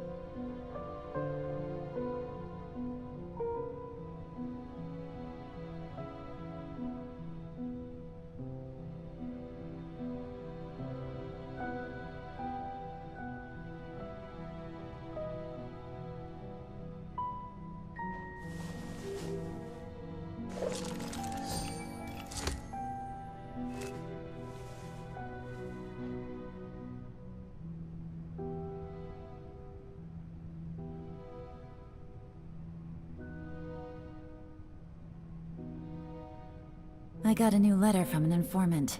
Looks like the situation has changed again.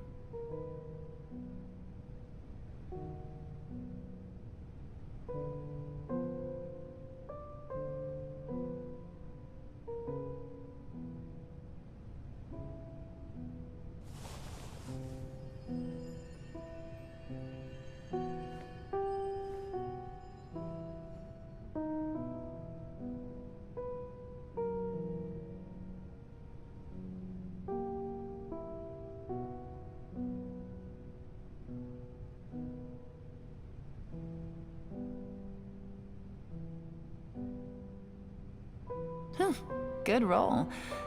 Alright, maybe I'll take one more day off, and knock out the rest of the work once I'm feeling up to it.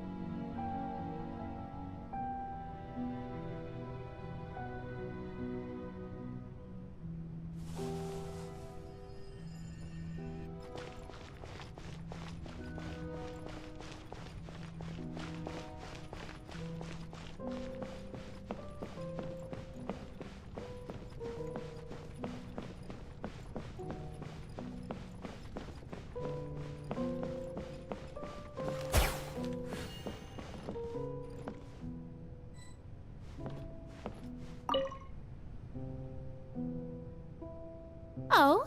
Who permitted you to come onto this stage? Now, I understand your admiration for my august self, but I must ask you to keep to the rules. All right. It is not my intent to reprimand you. There is no need to state your name. Just be off with you. Do not distract me from my performance. Oh, do not jest. Can you not feel it? I am Focalor. The eyes of countless Fontanians are upon me. I must, at all times, display the utmost elegance and nobility.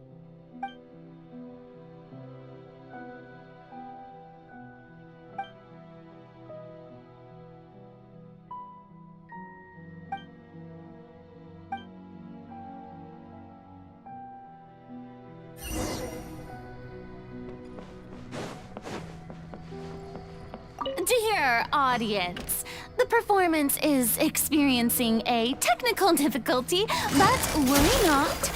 The guards shall resolve it soon enough.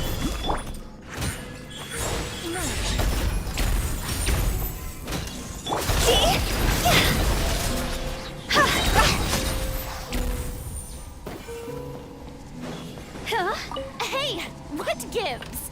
The audience is still watching me, you know. Guards? Wait, where are the guards? Guards!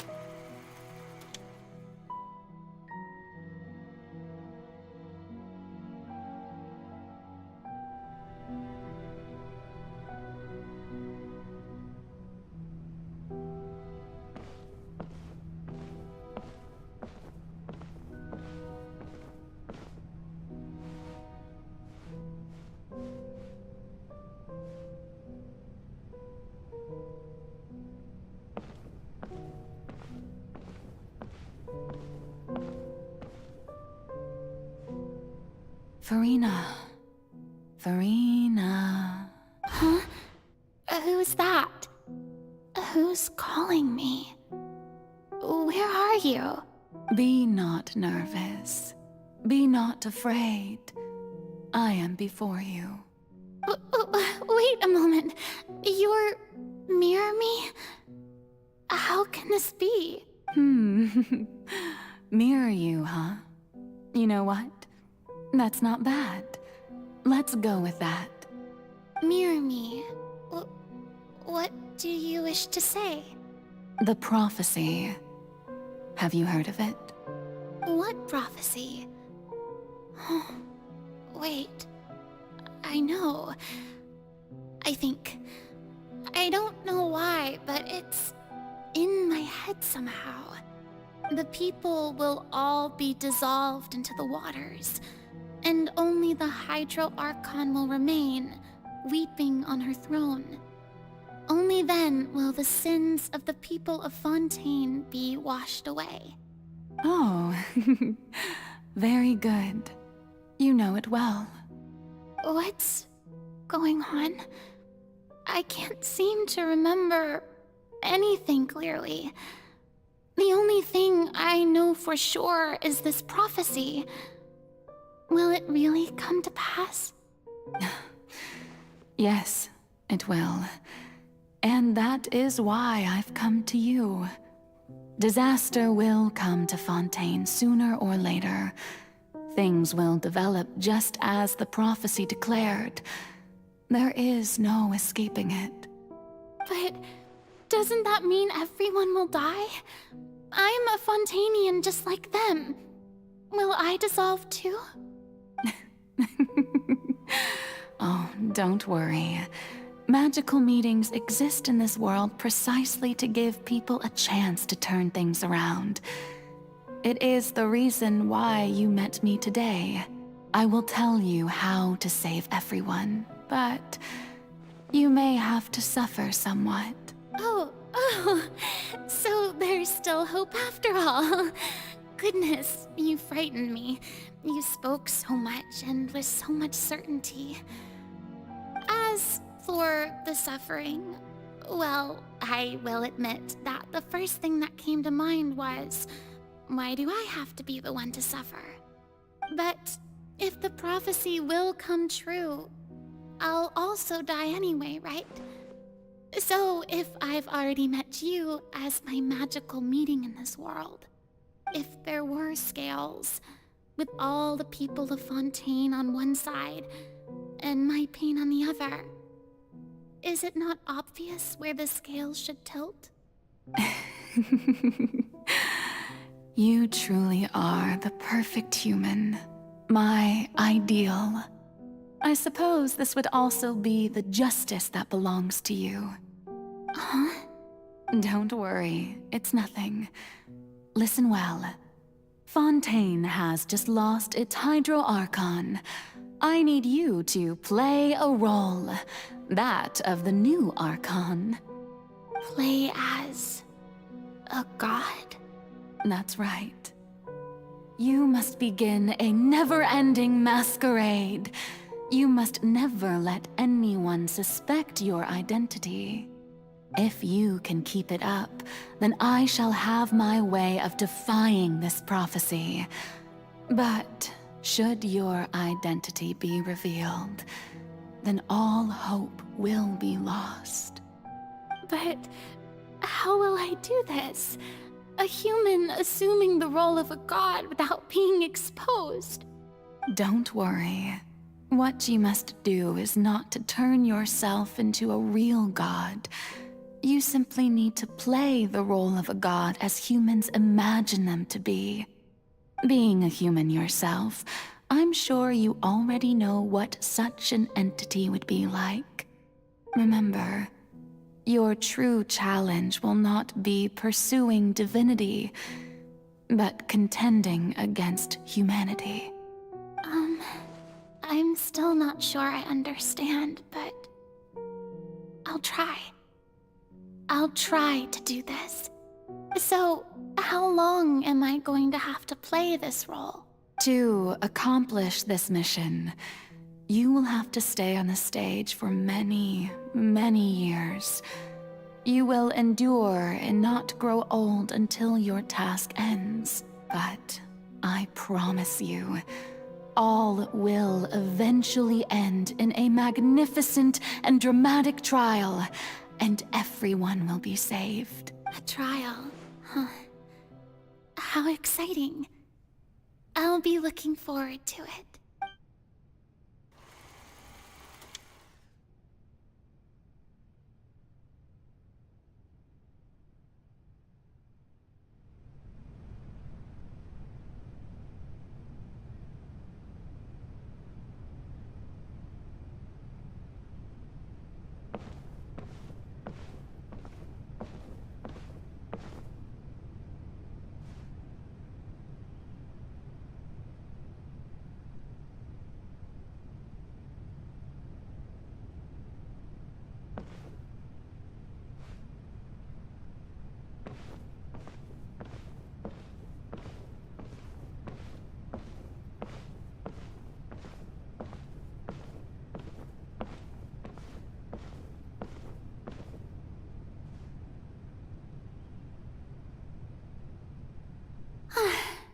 The Maison Cardinalise has announced my accession, but this is my first time facing the people.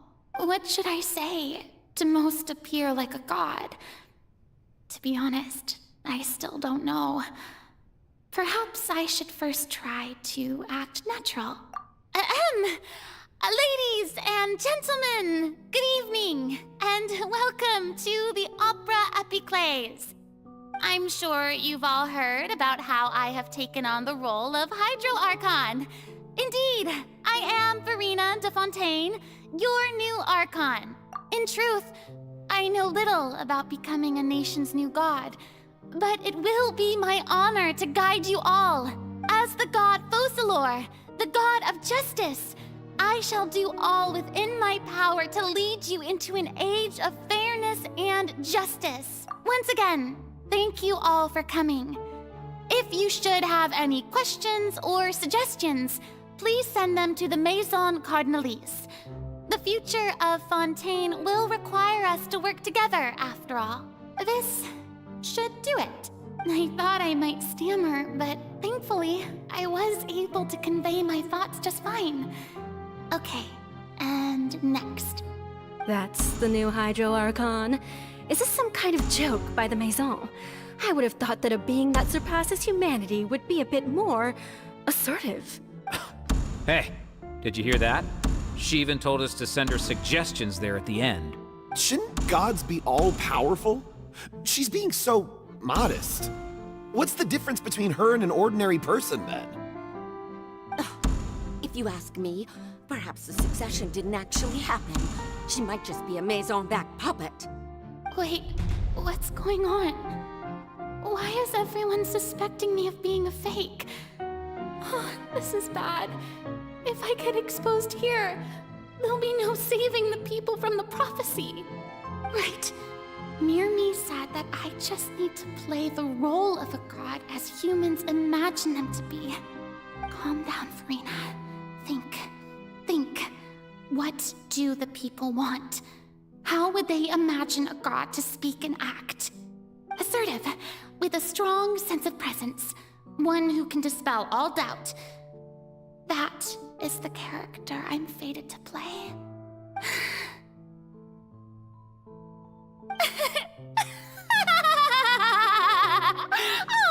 Oh, very good, my people. Only ones such as you are deserving of my rule. Now, I was wondering if some weak puppet were to one day come onto the stage and claim ownership of this opera house, would the children of Fontaine follow them? Well, it seems that you would all see right through them.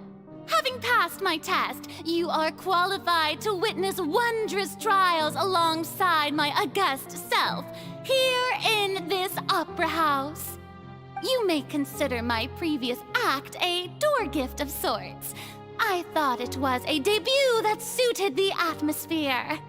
Now then, let us be reintroduced. Ah, so that was just a performance. How could I have forgotten that we were inside an opera house? Her personality. It's quite shocking, to be honest, but I suppose it's a better look than before. Such a fascinating and bold deity. How wonderful! Our future may yet be bright after all. It seems I've turned them around. Best follow this flow and restart my accession speech. My dear people, whether you acknowledge me or not, whether you trust me or nay, I say to you, keep faith in your ardor for justice. We have heard it said that this nation's sins can no longer be washed away. Well, I say that justice is most fragrant when it blooms amid sin. The scales of justice should not weigh heavy in the hands of its God. On one side, it must carry fairness and justice. And on the other, praise and applause. May law be the prayer on our lips. May judgment be our worship. Let us light the fires and drink to the future of Fontaine. There is no trouble in this world that justice cannot solve. All that is needed is for you, my people, to believe in it, heart and soul. So long as I, the Archon Focalor, stand within the Opera Epiclese, so long as I stand before the Oratrice, I shall even judge the gods of this world!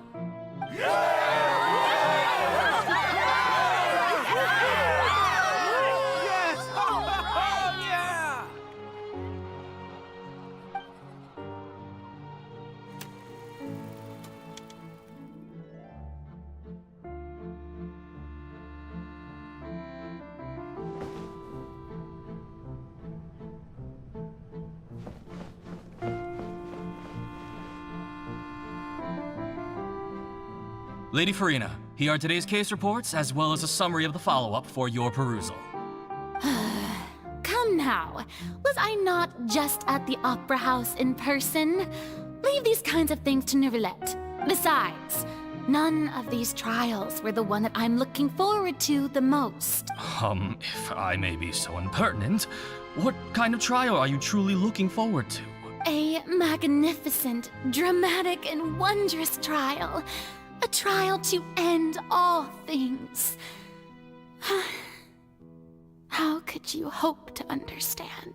That's true. I fear I lack the ability to grasp your divine thought, Lady Archon. No need for fright, and do not take what I said before too seriously. Go now, do your duties. The trial I await. It will come one day.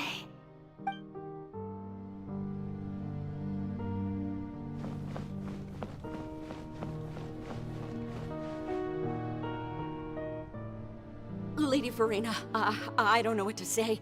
Thank you for agreeing to see me. No need to thank me. Or rather, thank your own sense of perseverance instead. Long have you stood in line to meet me, have you not? Oh, I'm afraid that's just an inevitable consequence of my divine charm.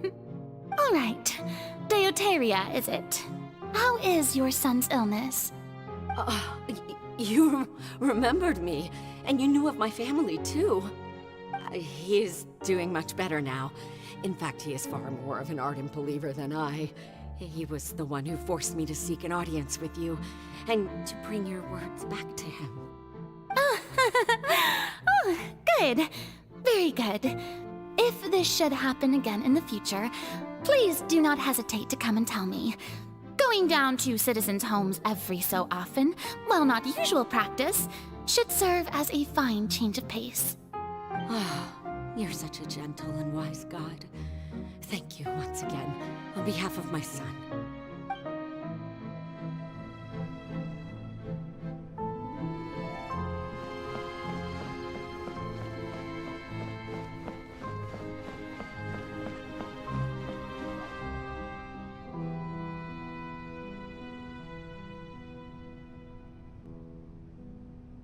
Lady Farina, here are the latest hydrological reports. As for the specific parameters you asked to take note of, I'm afraid things still don't look good. I see. It's as I thought, then. as your god, I did already expect this, but I wanted to see how far your human wisdom would allow you to analyze it. All manner of signs indicate that the prophecy will still come to pass. Forget it. That's not something you need to worry about right now. Well, as I understand it, the Fontaine Research Institute is also trying to find a way to counter the rising water levels. Really? Have they found anything? I'm afraid that they haven't found any effective solution thus far. Oh, is that so? Well, no wonder. This issue has reached the realm of the gods, after all. Still, their spirit is praiseworthy.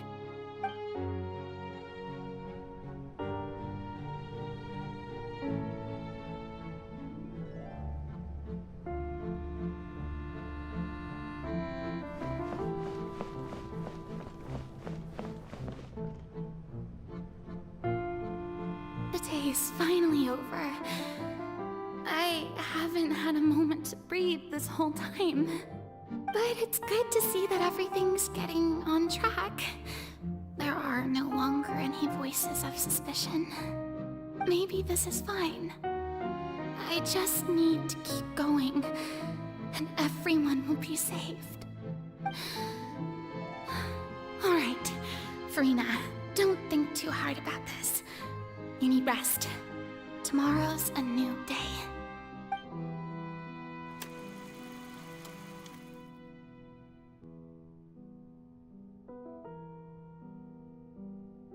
Lady Farina, here are the new trial reports for the latest cases, as well as a summary of the follow-up. There'll be no need for that. I've seen them already. There's no need to go back over scenes I've witnessed in person before.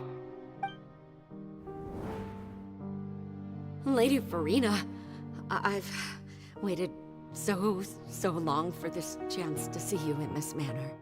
Indeed, my dear, loyal citizen. This joyous moment is an honor for us both. Lady Farina, we're detecting significant hydrological anomalies near Poisson. Understood. Keep monitoring. Keep me informed should anything come up at the Institute.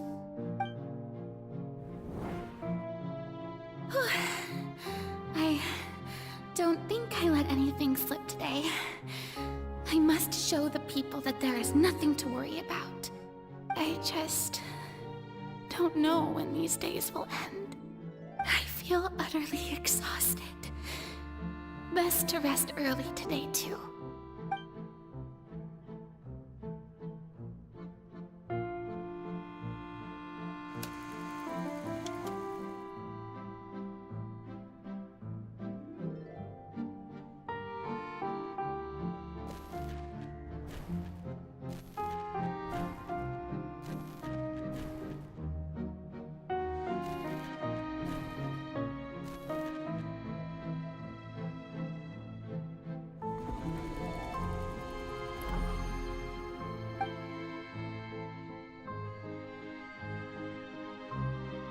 Lady Farina, it's like a dream being able to speak with you up close like this.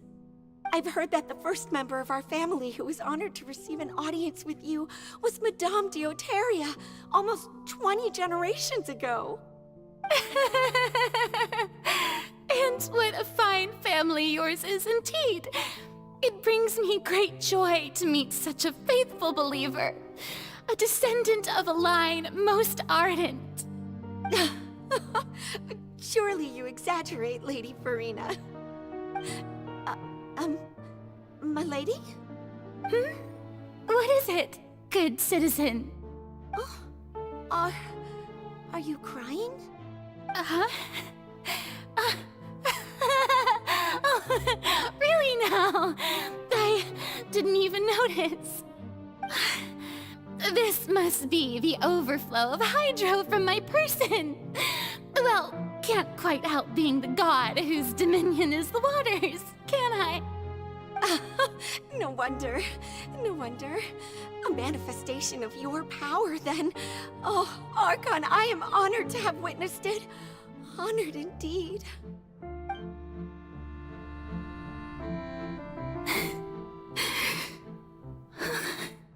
so interminable. So lonely. Just how much longer? Hundreds of years must have passed by now. Perhaps the show must go on for hundreds more. I never imagined that it would hurt so much. Have I reached my limit? No. Perhaps I reached it long ago. Today I didn't even notice my own tears. I want to tell someone, anyone, about this. But would that not destroy all I've done so far? I've conducted so many investigations across the centuries. But there's not even a sliver of hope that we might break the prophecy. All I can do is keep heart. I must maintain this act. It is the only way to save Fontaine. Please, mirror me. You have to succeed.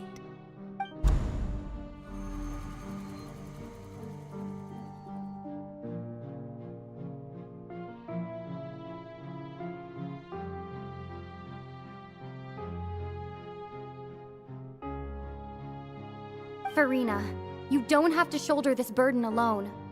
Although I don't know what you might be keeping from everyone, your people are more than willing to share your burden with you.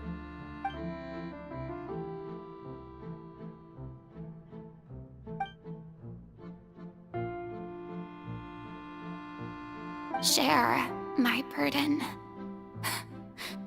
That's impossible. It was fated right from the start that this would be my duty alone. But even if your burden doesn't need to be shared, you can still choose to confide in someone. Just share it with me. I'm what you'd call a witness. A witness? Yes, I've heard that you came to Tevat from beyond the stars, yes. In other words, you never belonged here. And if Tevat is, in its entirety, a show on a stage, then you're just a spectator, aren't you? If that's the case... She's right. I could confide in her, couldn't I? But if things don't play out as expected, the people of Fontaine will be the ones to pay the price. No, Farina. You shouldn't be selfish. But what if it's really all right, Farina? You've worked so hard for so long. Surely it would be okay to put yourself first for once. Just this once. Is it such an outrageous thing to do anyway? To find someone in whom you can confide your frustrations and sorrows?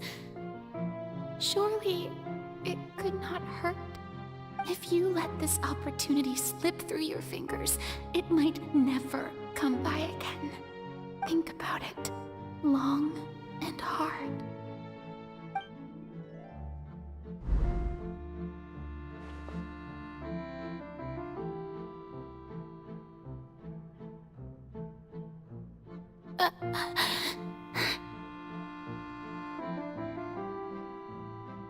No, I have nothing to say. I am Farina, the Archon of Fontaine. Everything will surely get better. All you need to do, dear spectator, is to witness my performance until the curtains fall.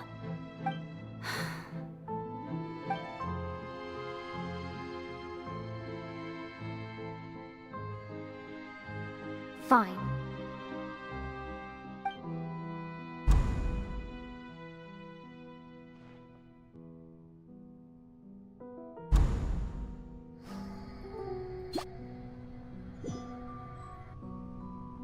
So even Farina doesn't know the truth? You've never once let her in on the full plan? Yes, It had to be done. To deceive the heavenly principles, you must first deceive yourself. She did very well. If she had let her resolve falter even once in these 5 centuries, Fontaine would have been doomed to the most tragic fate. It seems that trusting humanity was the right decision after all. I believe that I understand how your deception works, but that is only half the truth, is it not? How would you build on this foundation to save the people of Fontaine? That is the most important thing. Ah, good. Of course, the Iudex of Fontaine has pinpointed the crux of the issue. I'm sure you've long sensed that the Oratrice is no simple machine, yes? I've always suspected that it had its own consciousness, and Lenny did mention that he heard a human voice within the core chamber. It now seems that that person was you, hidden within the machine all along. Am I right? And then I became one with the Oratrice, taking Fontaine's gnosis with me. Yes, it would seem so, wouldn't it? Alas, your understanding of this device still lacks sufficient depth. In truth, it is no enactor of justice. It is, in fact, a device created to kill the god of justice. I beg your pardon? Oh, you have it.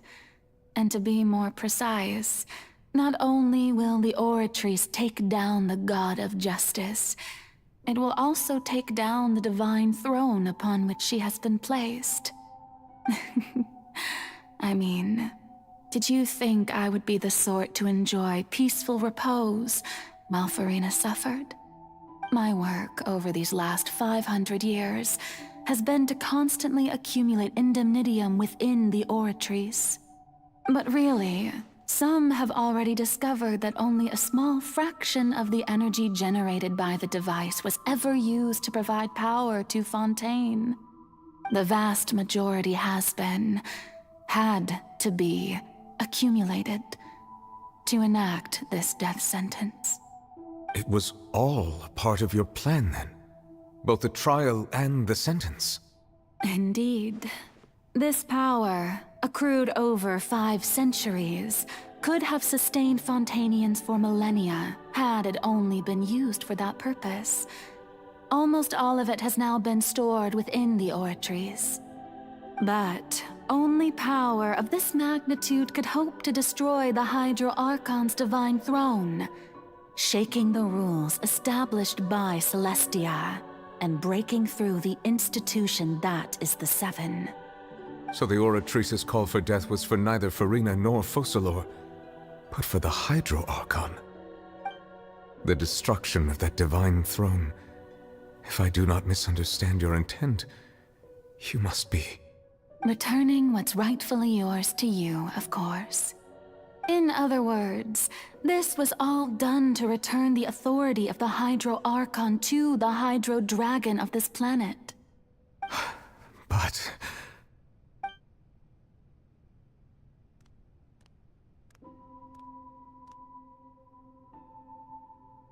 Oh, what?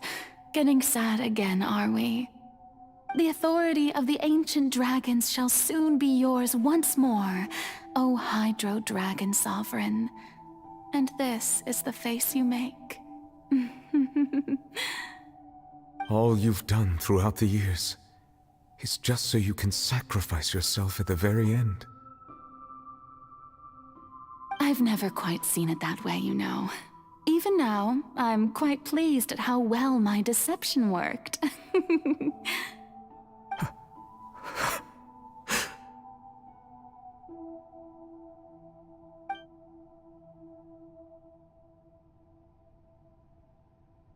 Hydro Dragon,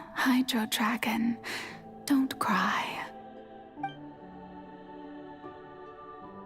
I must say, had it been within my rights, I would have loved to judge the heavenly principles themselves. Were they not guilty of essentially the same crime? Egeria stole the power of the primordial sea. and the heavenly principle stole the power you ancient dragons possessed. I, for my part, am the god of justice. And is it not just that your original powers should be returned to you? Speaking of justice, I have always believed that justice lies in the process of pursuing human existence itself. So, if the theft of the primordial sea's might was Fontaine's original sin, then, leaving matters of procedural right and wrong aside, the descent of the Fontainians as humans and their right to exist in this world would be Fontaine's original justice. In other words, existence was Egeria's justice, and to me, justice is the continuation of that existence. Defying the prophecy and ensuring that Fontaine's people shall live on, that should be the justice enthroned over all others. At this point, we, whether it be myself or all other Fontainians, have shouldered the burden of this sin for far too long.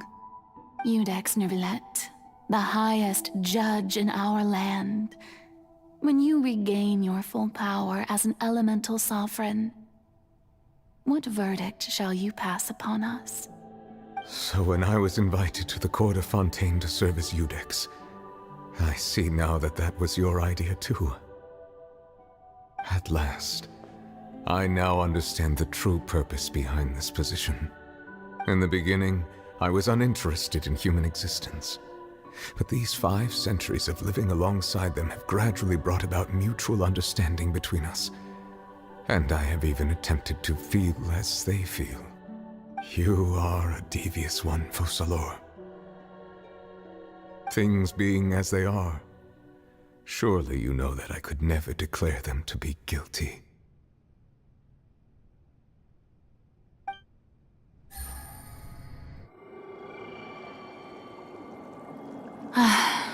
The hour of my execution is almost here. For the sinner, the curtain call has come. I know I may not sound it, but faced with death, I find myself a little afraid. Perhaps this is one thing both gods and humans have in common.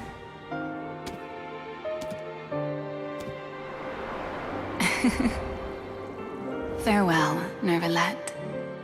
I hope you've enjoyed the part you played these 500 years.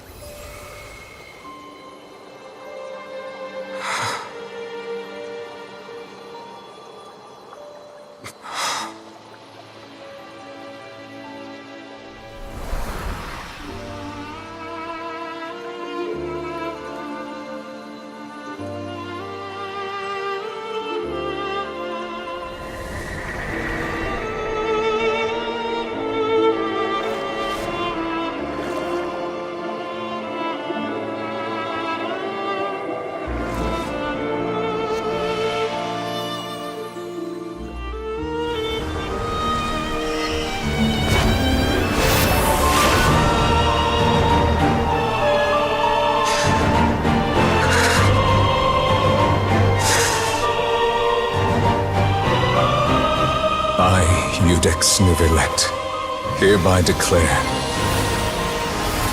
people of Fontaine, your sins are forgiven.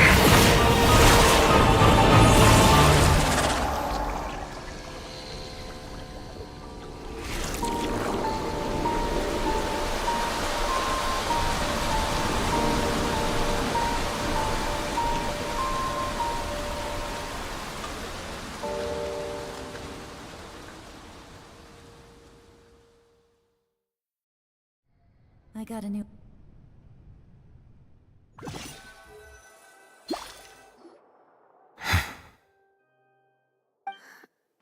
What just happened? Has the death sentence been carried out? Was that bright light some sort of misdirection? I have a feeling that something huge just happened. But since we're all still alive and haven't been dissolved, I assume whatever happened was good for us. It's time to end this. We must mete out punishment to that beast. Didn't you say just a moment ago that it can't be defeated? I have gained the strength sufficient to deal with it. Through certain means, I now have the ability to separate the power of the Primordial Sea from that creature. We should seize the opportunity to pursue our quarry. Traveler, now that the oratories can no longer function, I require an executor to help me mete out justice. The root of the calamities befalling Fontaine, the beast that enacts the prophecy. Its name is the all-devouring Narwhal. Come with me, traveler. The hour of execution has come.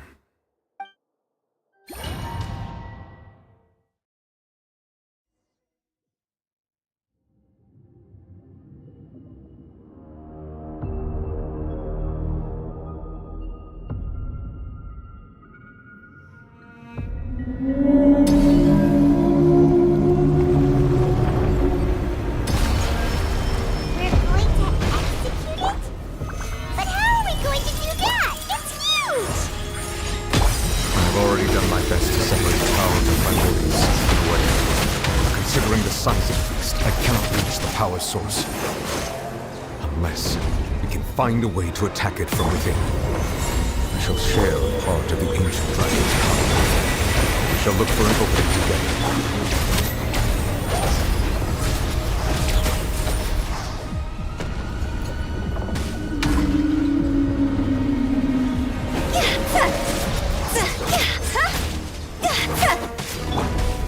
Stabilize! Right here. Emerge. Devouring Narwhal cannot resist its instinct to devour. Continue to trigger its hostility. Chance will present itself. Right here. Right now. Right here.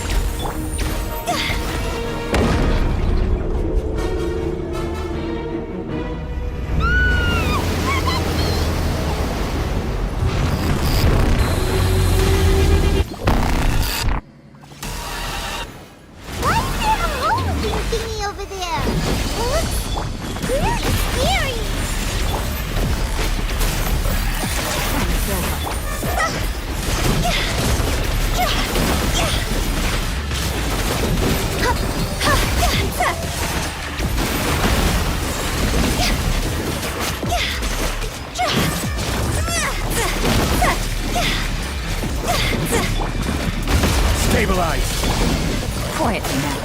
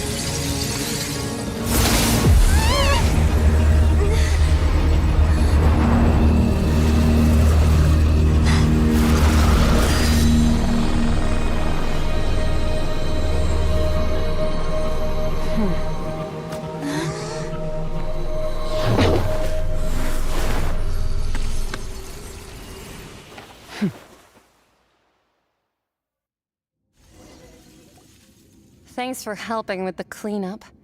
It should have been my job, but... oh well. It was just supposed to be a short private training session for me. I didn't think that my disciple and my master's pet would start brawling in the meantime.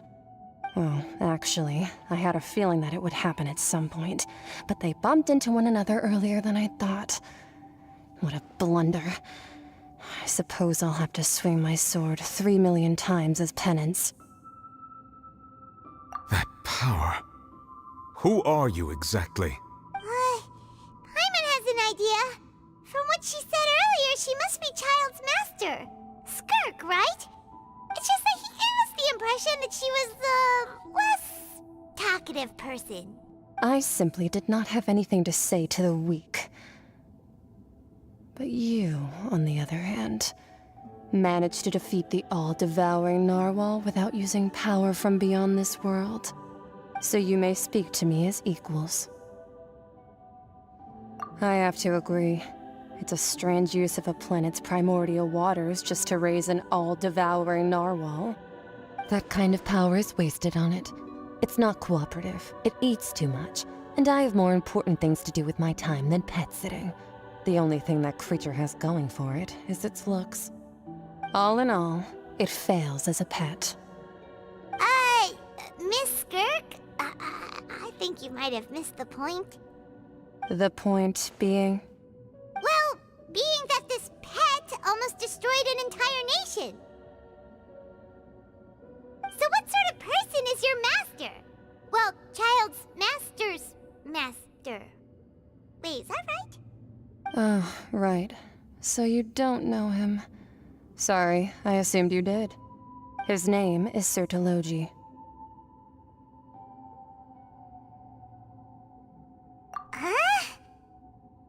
I am unfamiliar with that name. Huh. So Master isn't sufficiently famous. How should I describe him then? Have you heard of the name The Fowl? The Fowl? Still nothing? Well, how about the Visionary? Vetterfulnir then? Or Gold Rhindaughter? Ooh, that one we've heard! Rhindaughter's part of the Hexen Circle. She's Albedo's mom, right? Oh, so you do know that name. To be honest, I also heard all of those names and titles from my master. I don't actually know them either. But I suppose you understand now, yes? My master is likely a similar sort to Rhindaughter. They are both pursuing some form of perfection. Wait! Didn't you also mention a visionary person? Paimon didn't quite catch their name. Actually, never mind that. I believe it expedient to inform you that the all-devouring narwhal used up nearly all its strength fighting you. Such roiling hydro energies will prove difficult for the planet's deep seas to digest. As such, the fontaine back on the surface has most likely been thrown into chaos. In other words, the prophecy that you've been fretting over should now be in full swing. What?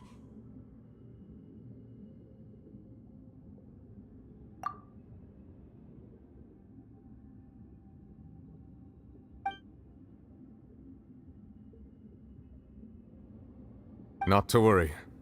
Focalor has already managed to deceive the heavenly principles.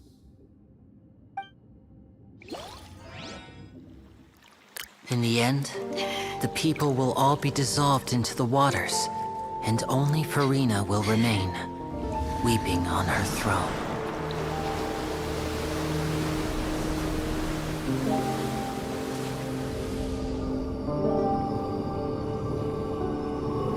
Only then will the sins of the people of Fontaine be washed away.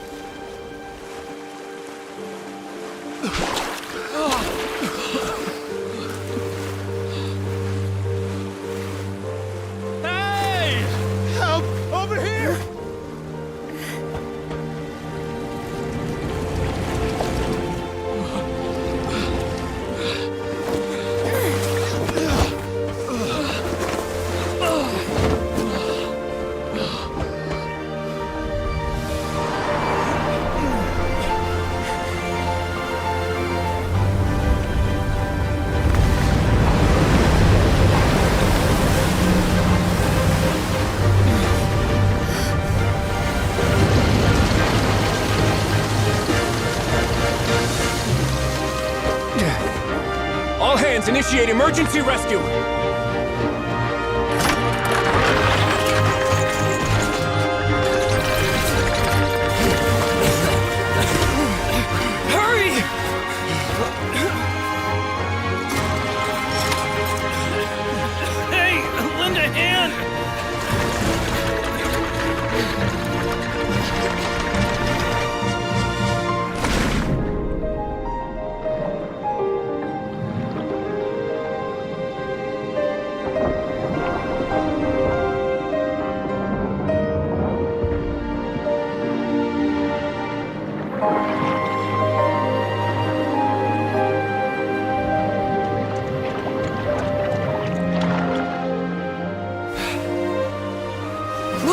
The water's receding!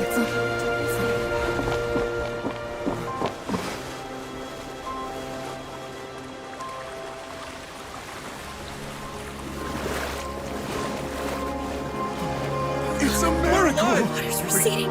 We didn't dissolve. The prophecy was wrong. The prophecy was wrong!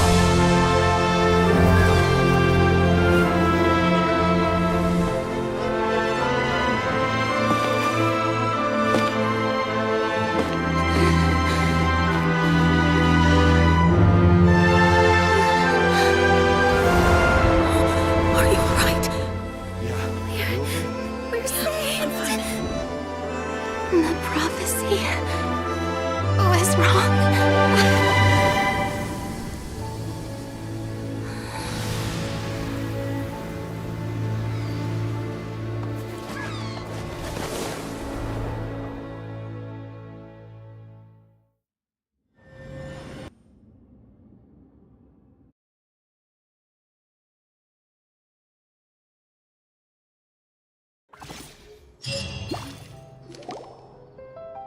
The soil renewed.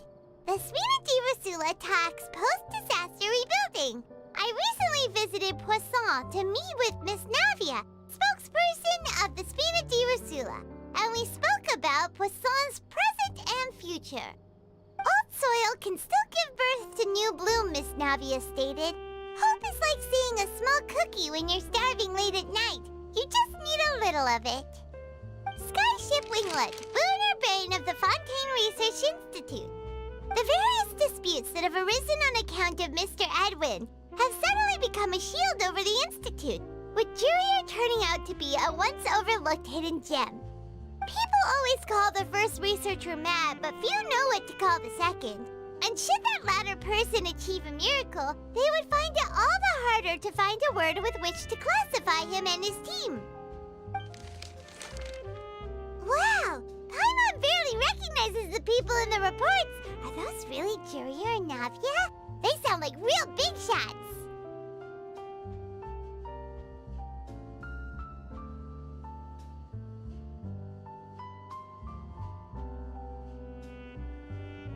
What do you think? Pretty enthralling, huh? The Steambird's idea was pretty simple. With the disaster just having passed, we would print a free edition packed to the margins with good news to calm people down. The value for these big scoops lies in their inevitable follow-ups. We'll publish further reports and go into the stories behind those people. Edwin's assistant, Jurier, created a true flying ship, while Navia is leading people in the reconstruction of their home. I'm sure that these stories could draw even your well-traveled eye. Paimon's curious too! Wait a minute. Didn't we watch everything happen from start to finish? What's there to be curious about? And that's exactly why I'd like you to come conduct interviews with me. You're the best incubators of news, if you haven't noticed. And also, with you around, I'm sure I'll get to see that Duke. Are you sure? Hasn't he turned you down several times already? Oh, this time will be different. Come on, let's head to Poisson first, and then make a trip to the fortress. There are some things you'll only know when you get there.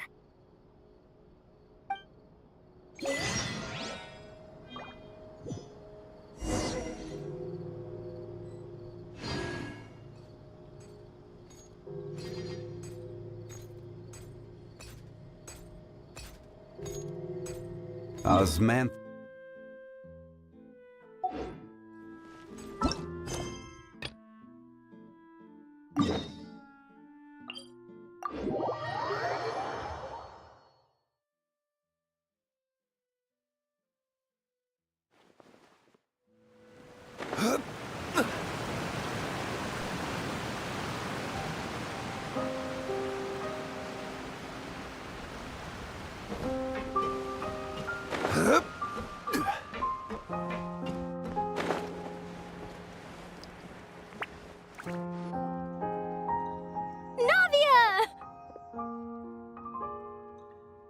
Oh, it's you.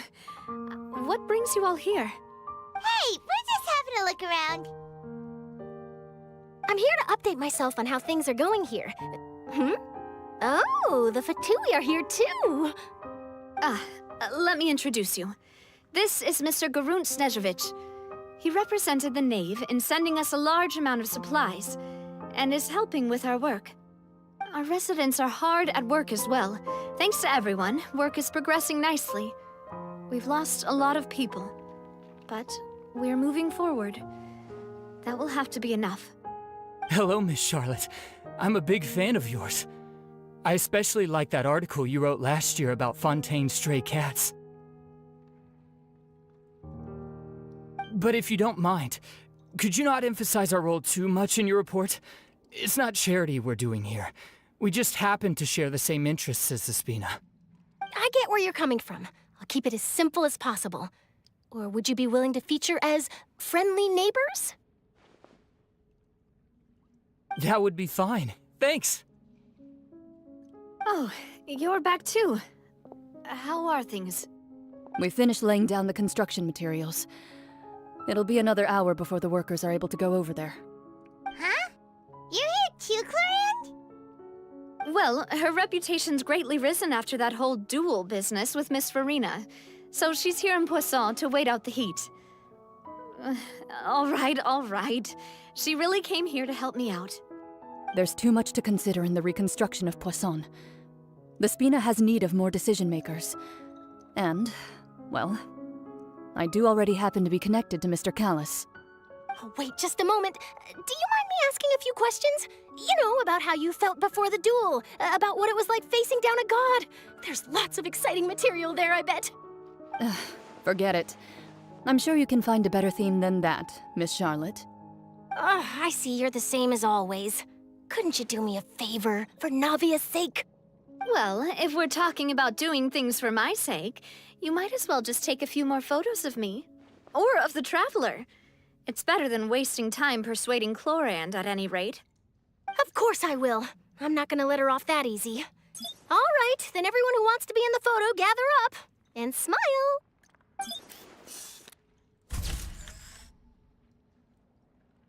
How did it go? Was it a good shot? Did Paimon look cute in it? Not bad. Your addition really helped the composition of the picture.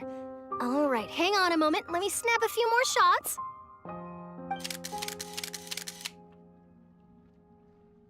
All right, that should do it. I'll be back here later anyway, so let's call it a day.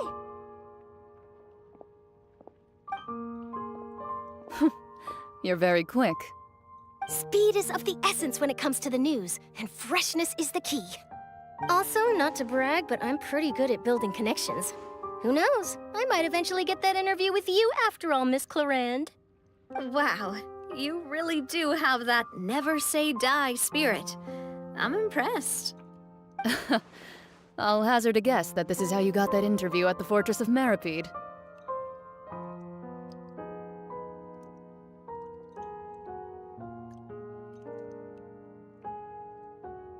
Whoa, you're well informed.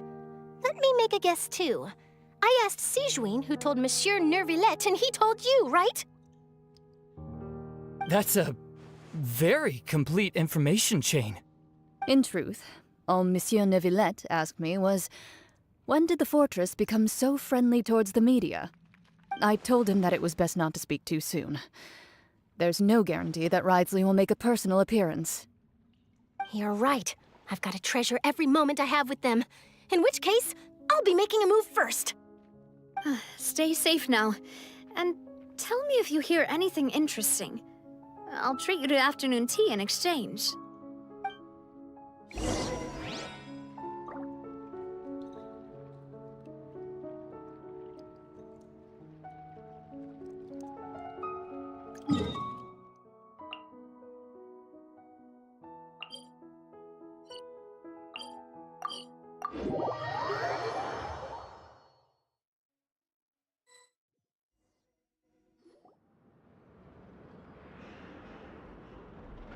Wow, guess we're here again, huh? There's a real nostalgic feeling to this place. Looks like you've been missing us. Duke! Did you come all the way to the entrance to greet us? Of course. I'm here to welcome you and our dear Miss Charlotte, whom our good head nurse recommended to me. It's an honor to finally meet the much-rumored Duke. Thank you for consenting to my visit to the fortress, sir. No need to thank me.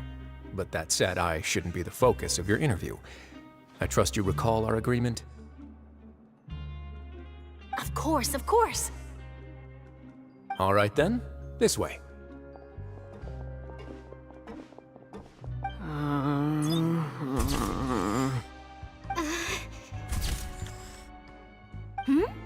Hey, no need to be so nervous. I've already taken all the photos we need. Miss Charlotte, do these pictures really need to be published on the cover of the Steambird? It would seem that Miss Lorvine doesn't want her face to appear beside that of Mr. Jurier, Sir, please don't say things like that. But it looks like dear Mr. Jurier denies it. Might this interview be very important to you then? No, I just... This is my first time being interviewed, and I'm very thankful to the Steambird for... Now, I might not look it, but I actually did meet Mr. Edwin once. And I'll be honest, I enjoyed chatting with you more. You've definitely got more of that genius vibe going on. The boat that brought about a miracle, the ark that saved the people. Why, you recreated a myth back there, like an emissary of legend. Still, if I might ask, where's that flying ship now? Huh. Looks like Charlotte's trying to get herself another exclusive scoop. I have to apologize, but that ship is presently in the bowels of our factory. I'm afraid it won't be easy for you to get a shot of it. Really?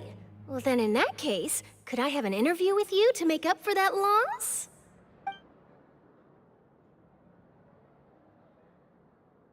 You already know my answer, I'm afraid. Best you interview our head nurse instead. Or perhaps you'd like to take another photo of this couple of researchers? Did you really have to use the word couple? Well, then, 2 solo photos will do. Is my hair messed up? Please, someone help me have a look. Things sure are getting pretty lively here. We've seen this kind of thing before. Oh, seems like everyone's here. Would any of you like to try this new drink I came up with? Ah, Sigewinne.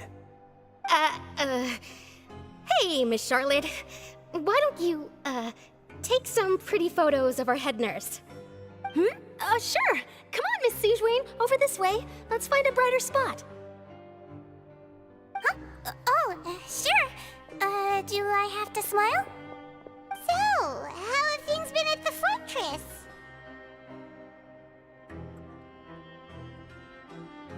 Same old, as you can see. Fontaine's undergone some changes, but this place is still more or less the same. Other than that flying ship, it got a tad too much attention, I think. That's why I decided to let the interview go through. We should direct more public opinions toward the behind-the-scenes heroes. Am I right, Mr. Jurier? Miss Lorvine? You're too kind, sir. I believe that you too should have your day in the sun. Not that you would want that, which is a pity. I'll just leave the spotlight to you two.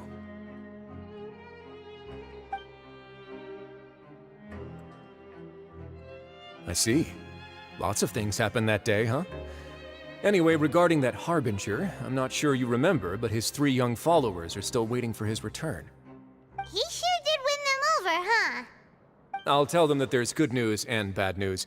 The good being that their boss seems fine, and the bad being that they must face extended sentences for abetting his escape. Oh, actually, what about you? Are things gonna change for you too? What change can there be? The fortress will keep chugging along, and so will my duties. As to what Miss Farina's departure will mean for the nation, and if our laws and governance will be transformed, we'll leave those to the folks in the overworld. Hey everyone, the photo shoot's done. Good. In that case, let's call it a day here. Thanks for your cooperation. Come on, Traveler, let's go. Till next time, everyone. There'll be a next time? Maybe. Who knows? I might write a story about the underwater factory next time. Until then. All right, last stop, the docks.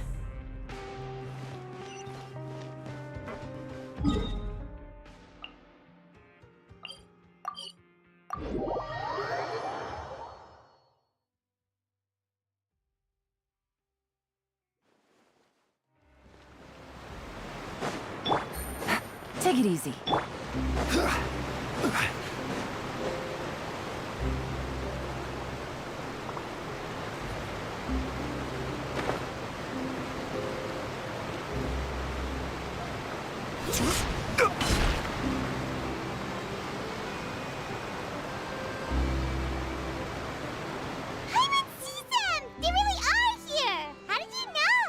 Navia mentioned that she stayed in touch with Linny and the others after working together. Apparently, they've been at the docks distributing these strange pockets the whole time since. Traveler, Paimon. Ah, and Miss Charlotte, too. Would you like a magic pocket? What sort of gadget is it? It's a wondrous bag that can be used to carry many things. The water level has returned to normal, but if you see any of your things floating around, you can use this to carry them. Or you could trick a friend into doing it for you. Trick a friend? I wonder which of my friends would fall for that.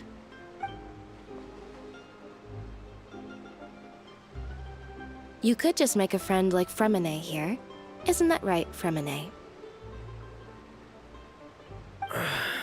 Is this what you meant by, I'll help you make some more friends?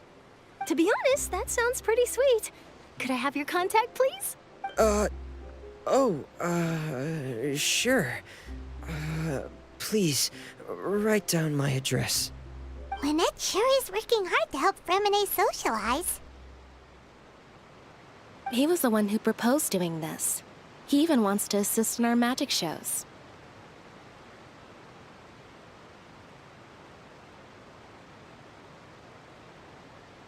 Yes, I was planning to first introduce Pear as an assistant, and later Fremine himself. In the future, I think we can leave underwater escape magic to him too. That said, would anyone want to see a diver escape underwater? Oh, it'll work out. Every journey begins with the first step. He'll become a part of our show eventually. Lynette, could you come over? Miss Charlotte says she wants to take a picture of us. Got it. My, that Charlotte is rather perceptive. She got rid of everyone the moment she realized I had something to say to you. So, how have things been, Traveler?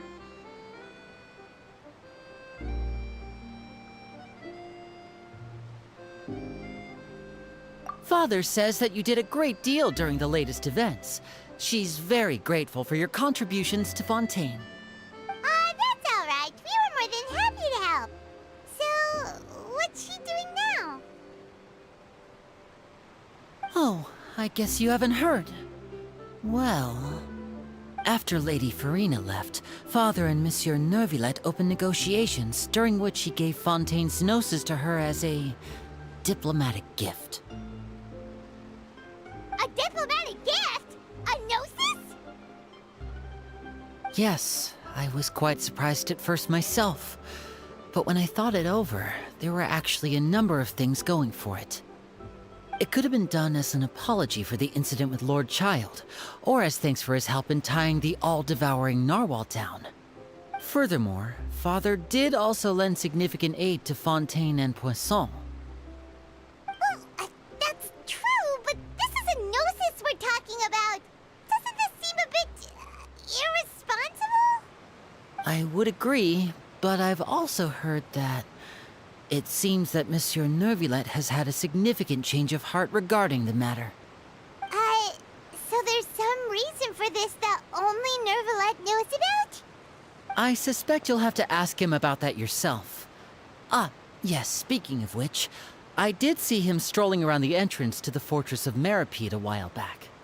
Isn't he real busy and stuff? Paimon didn't think he'd have the time for that. But back to the topic. The gnosis was given to the knave, right? What about Child? They say that he's returned to Snezhnaya to recover from his wounds. I hear that the recent disaster really did a number on his health.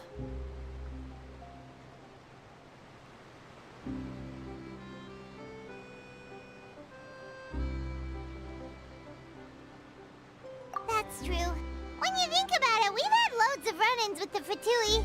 To think we'd be allied with them this time. So shocked by such a simple switching of sides?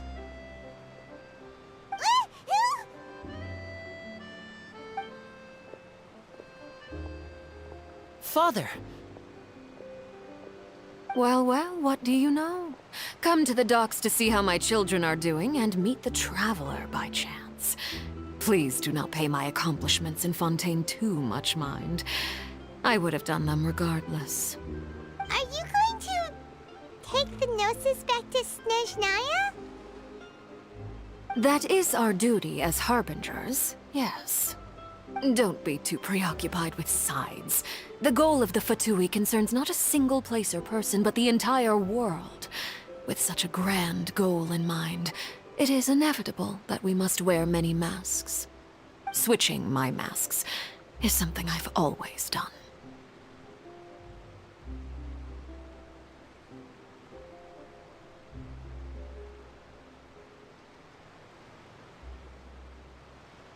Well, that depends on many things. No one truly knows what the future holds. What good is honesty if you can't rely on it forever? As for you, I very much look forward to our next collaboration. Good things cannot be achieved alone, and you've proved yourselves to be great partners.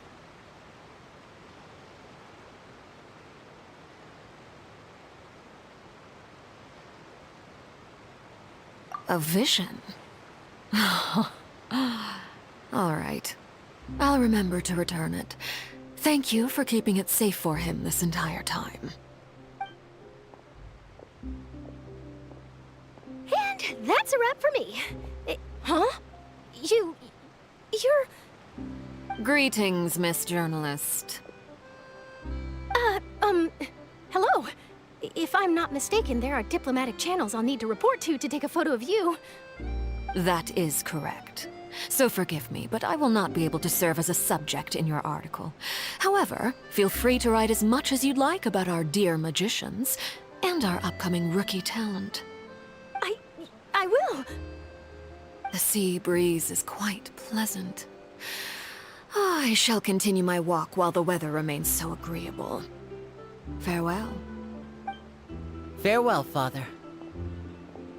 Oh, she has such an intimidating presence. I didn't even dare to take a picture. Thankfully, I've already wrapped up all my pre-scheduled interviews. Thank you all. This'll be more than enough for me to write about, I'm sure.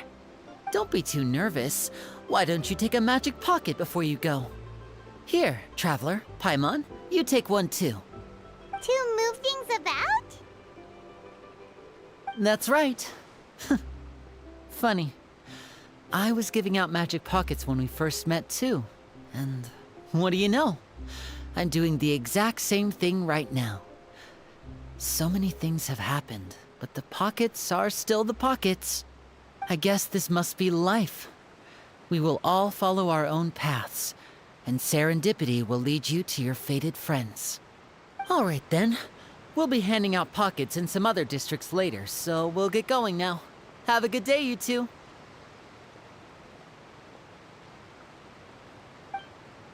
Well, guess we sent Charlotte off. Shall we go see how Neverlette's doing? As long as he's not so busy that he doesn't have time to chat anyway.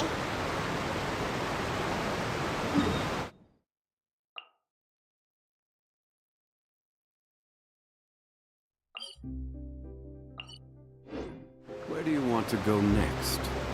If you'd like to see Liyue's tourist spot.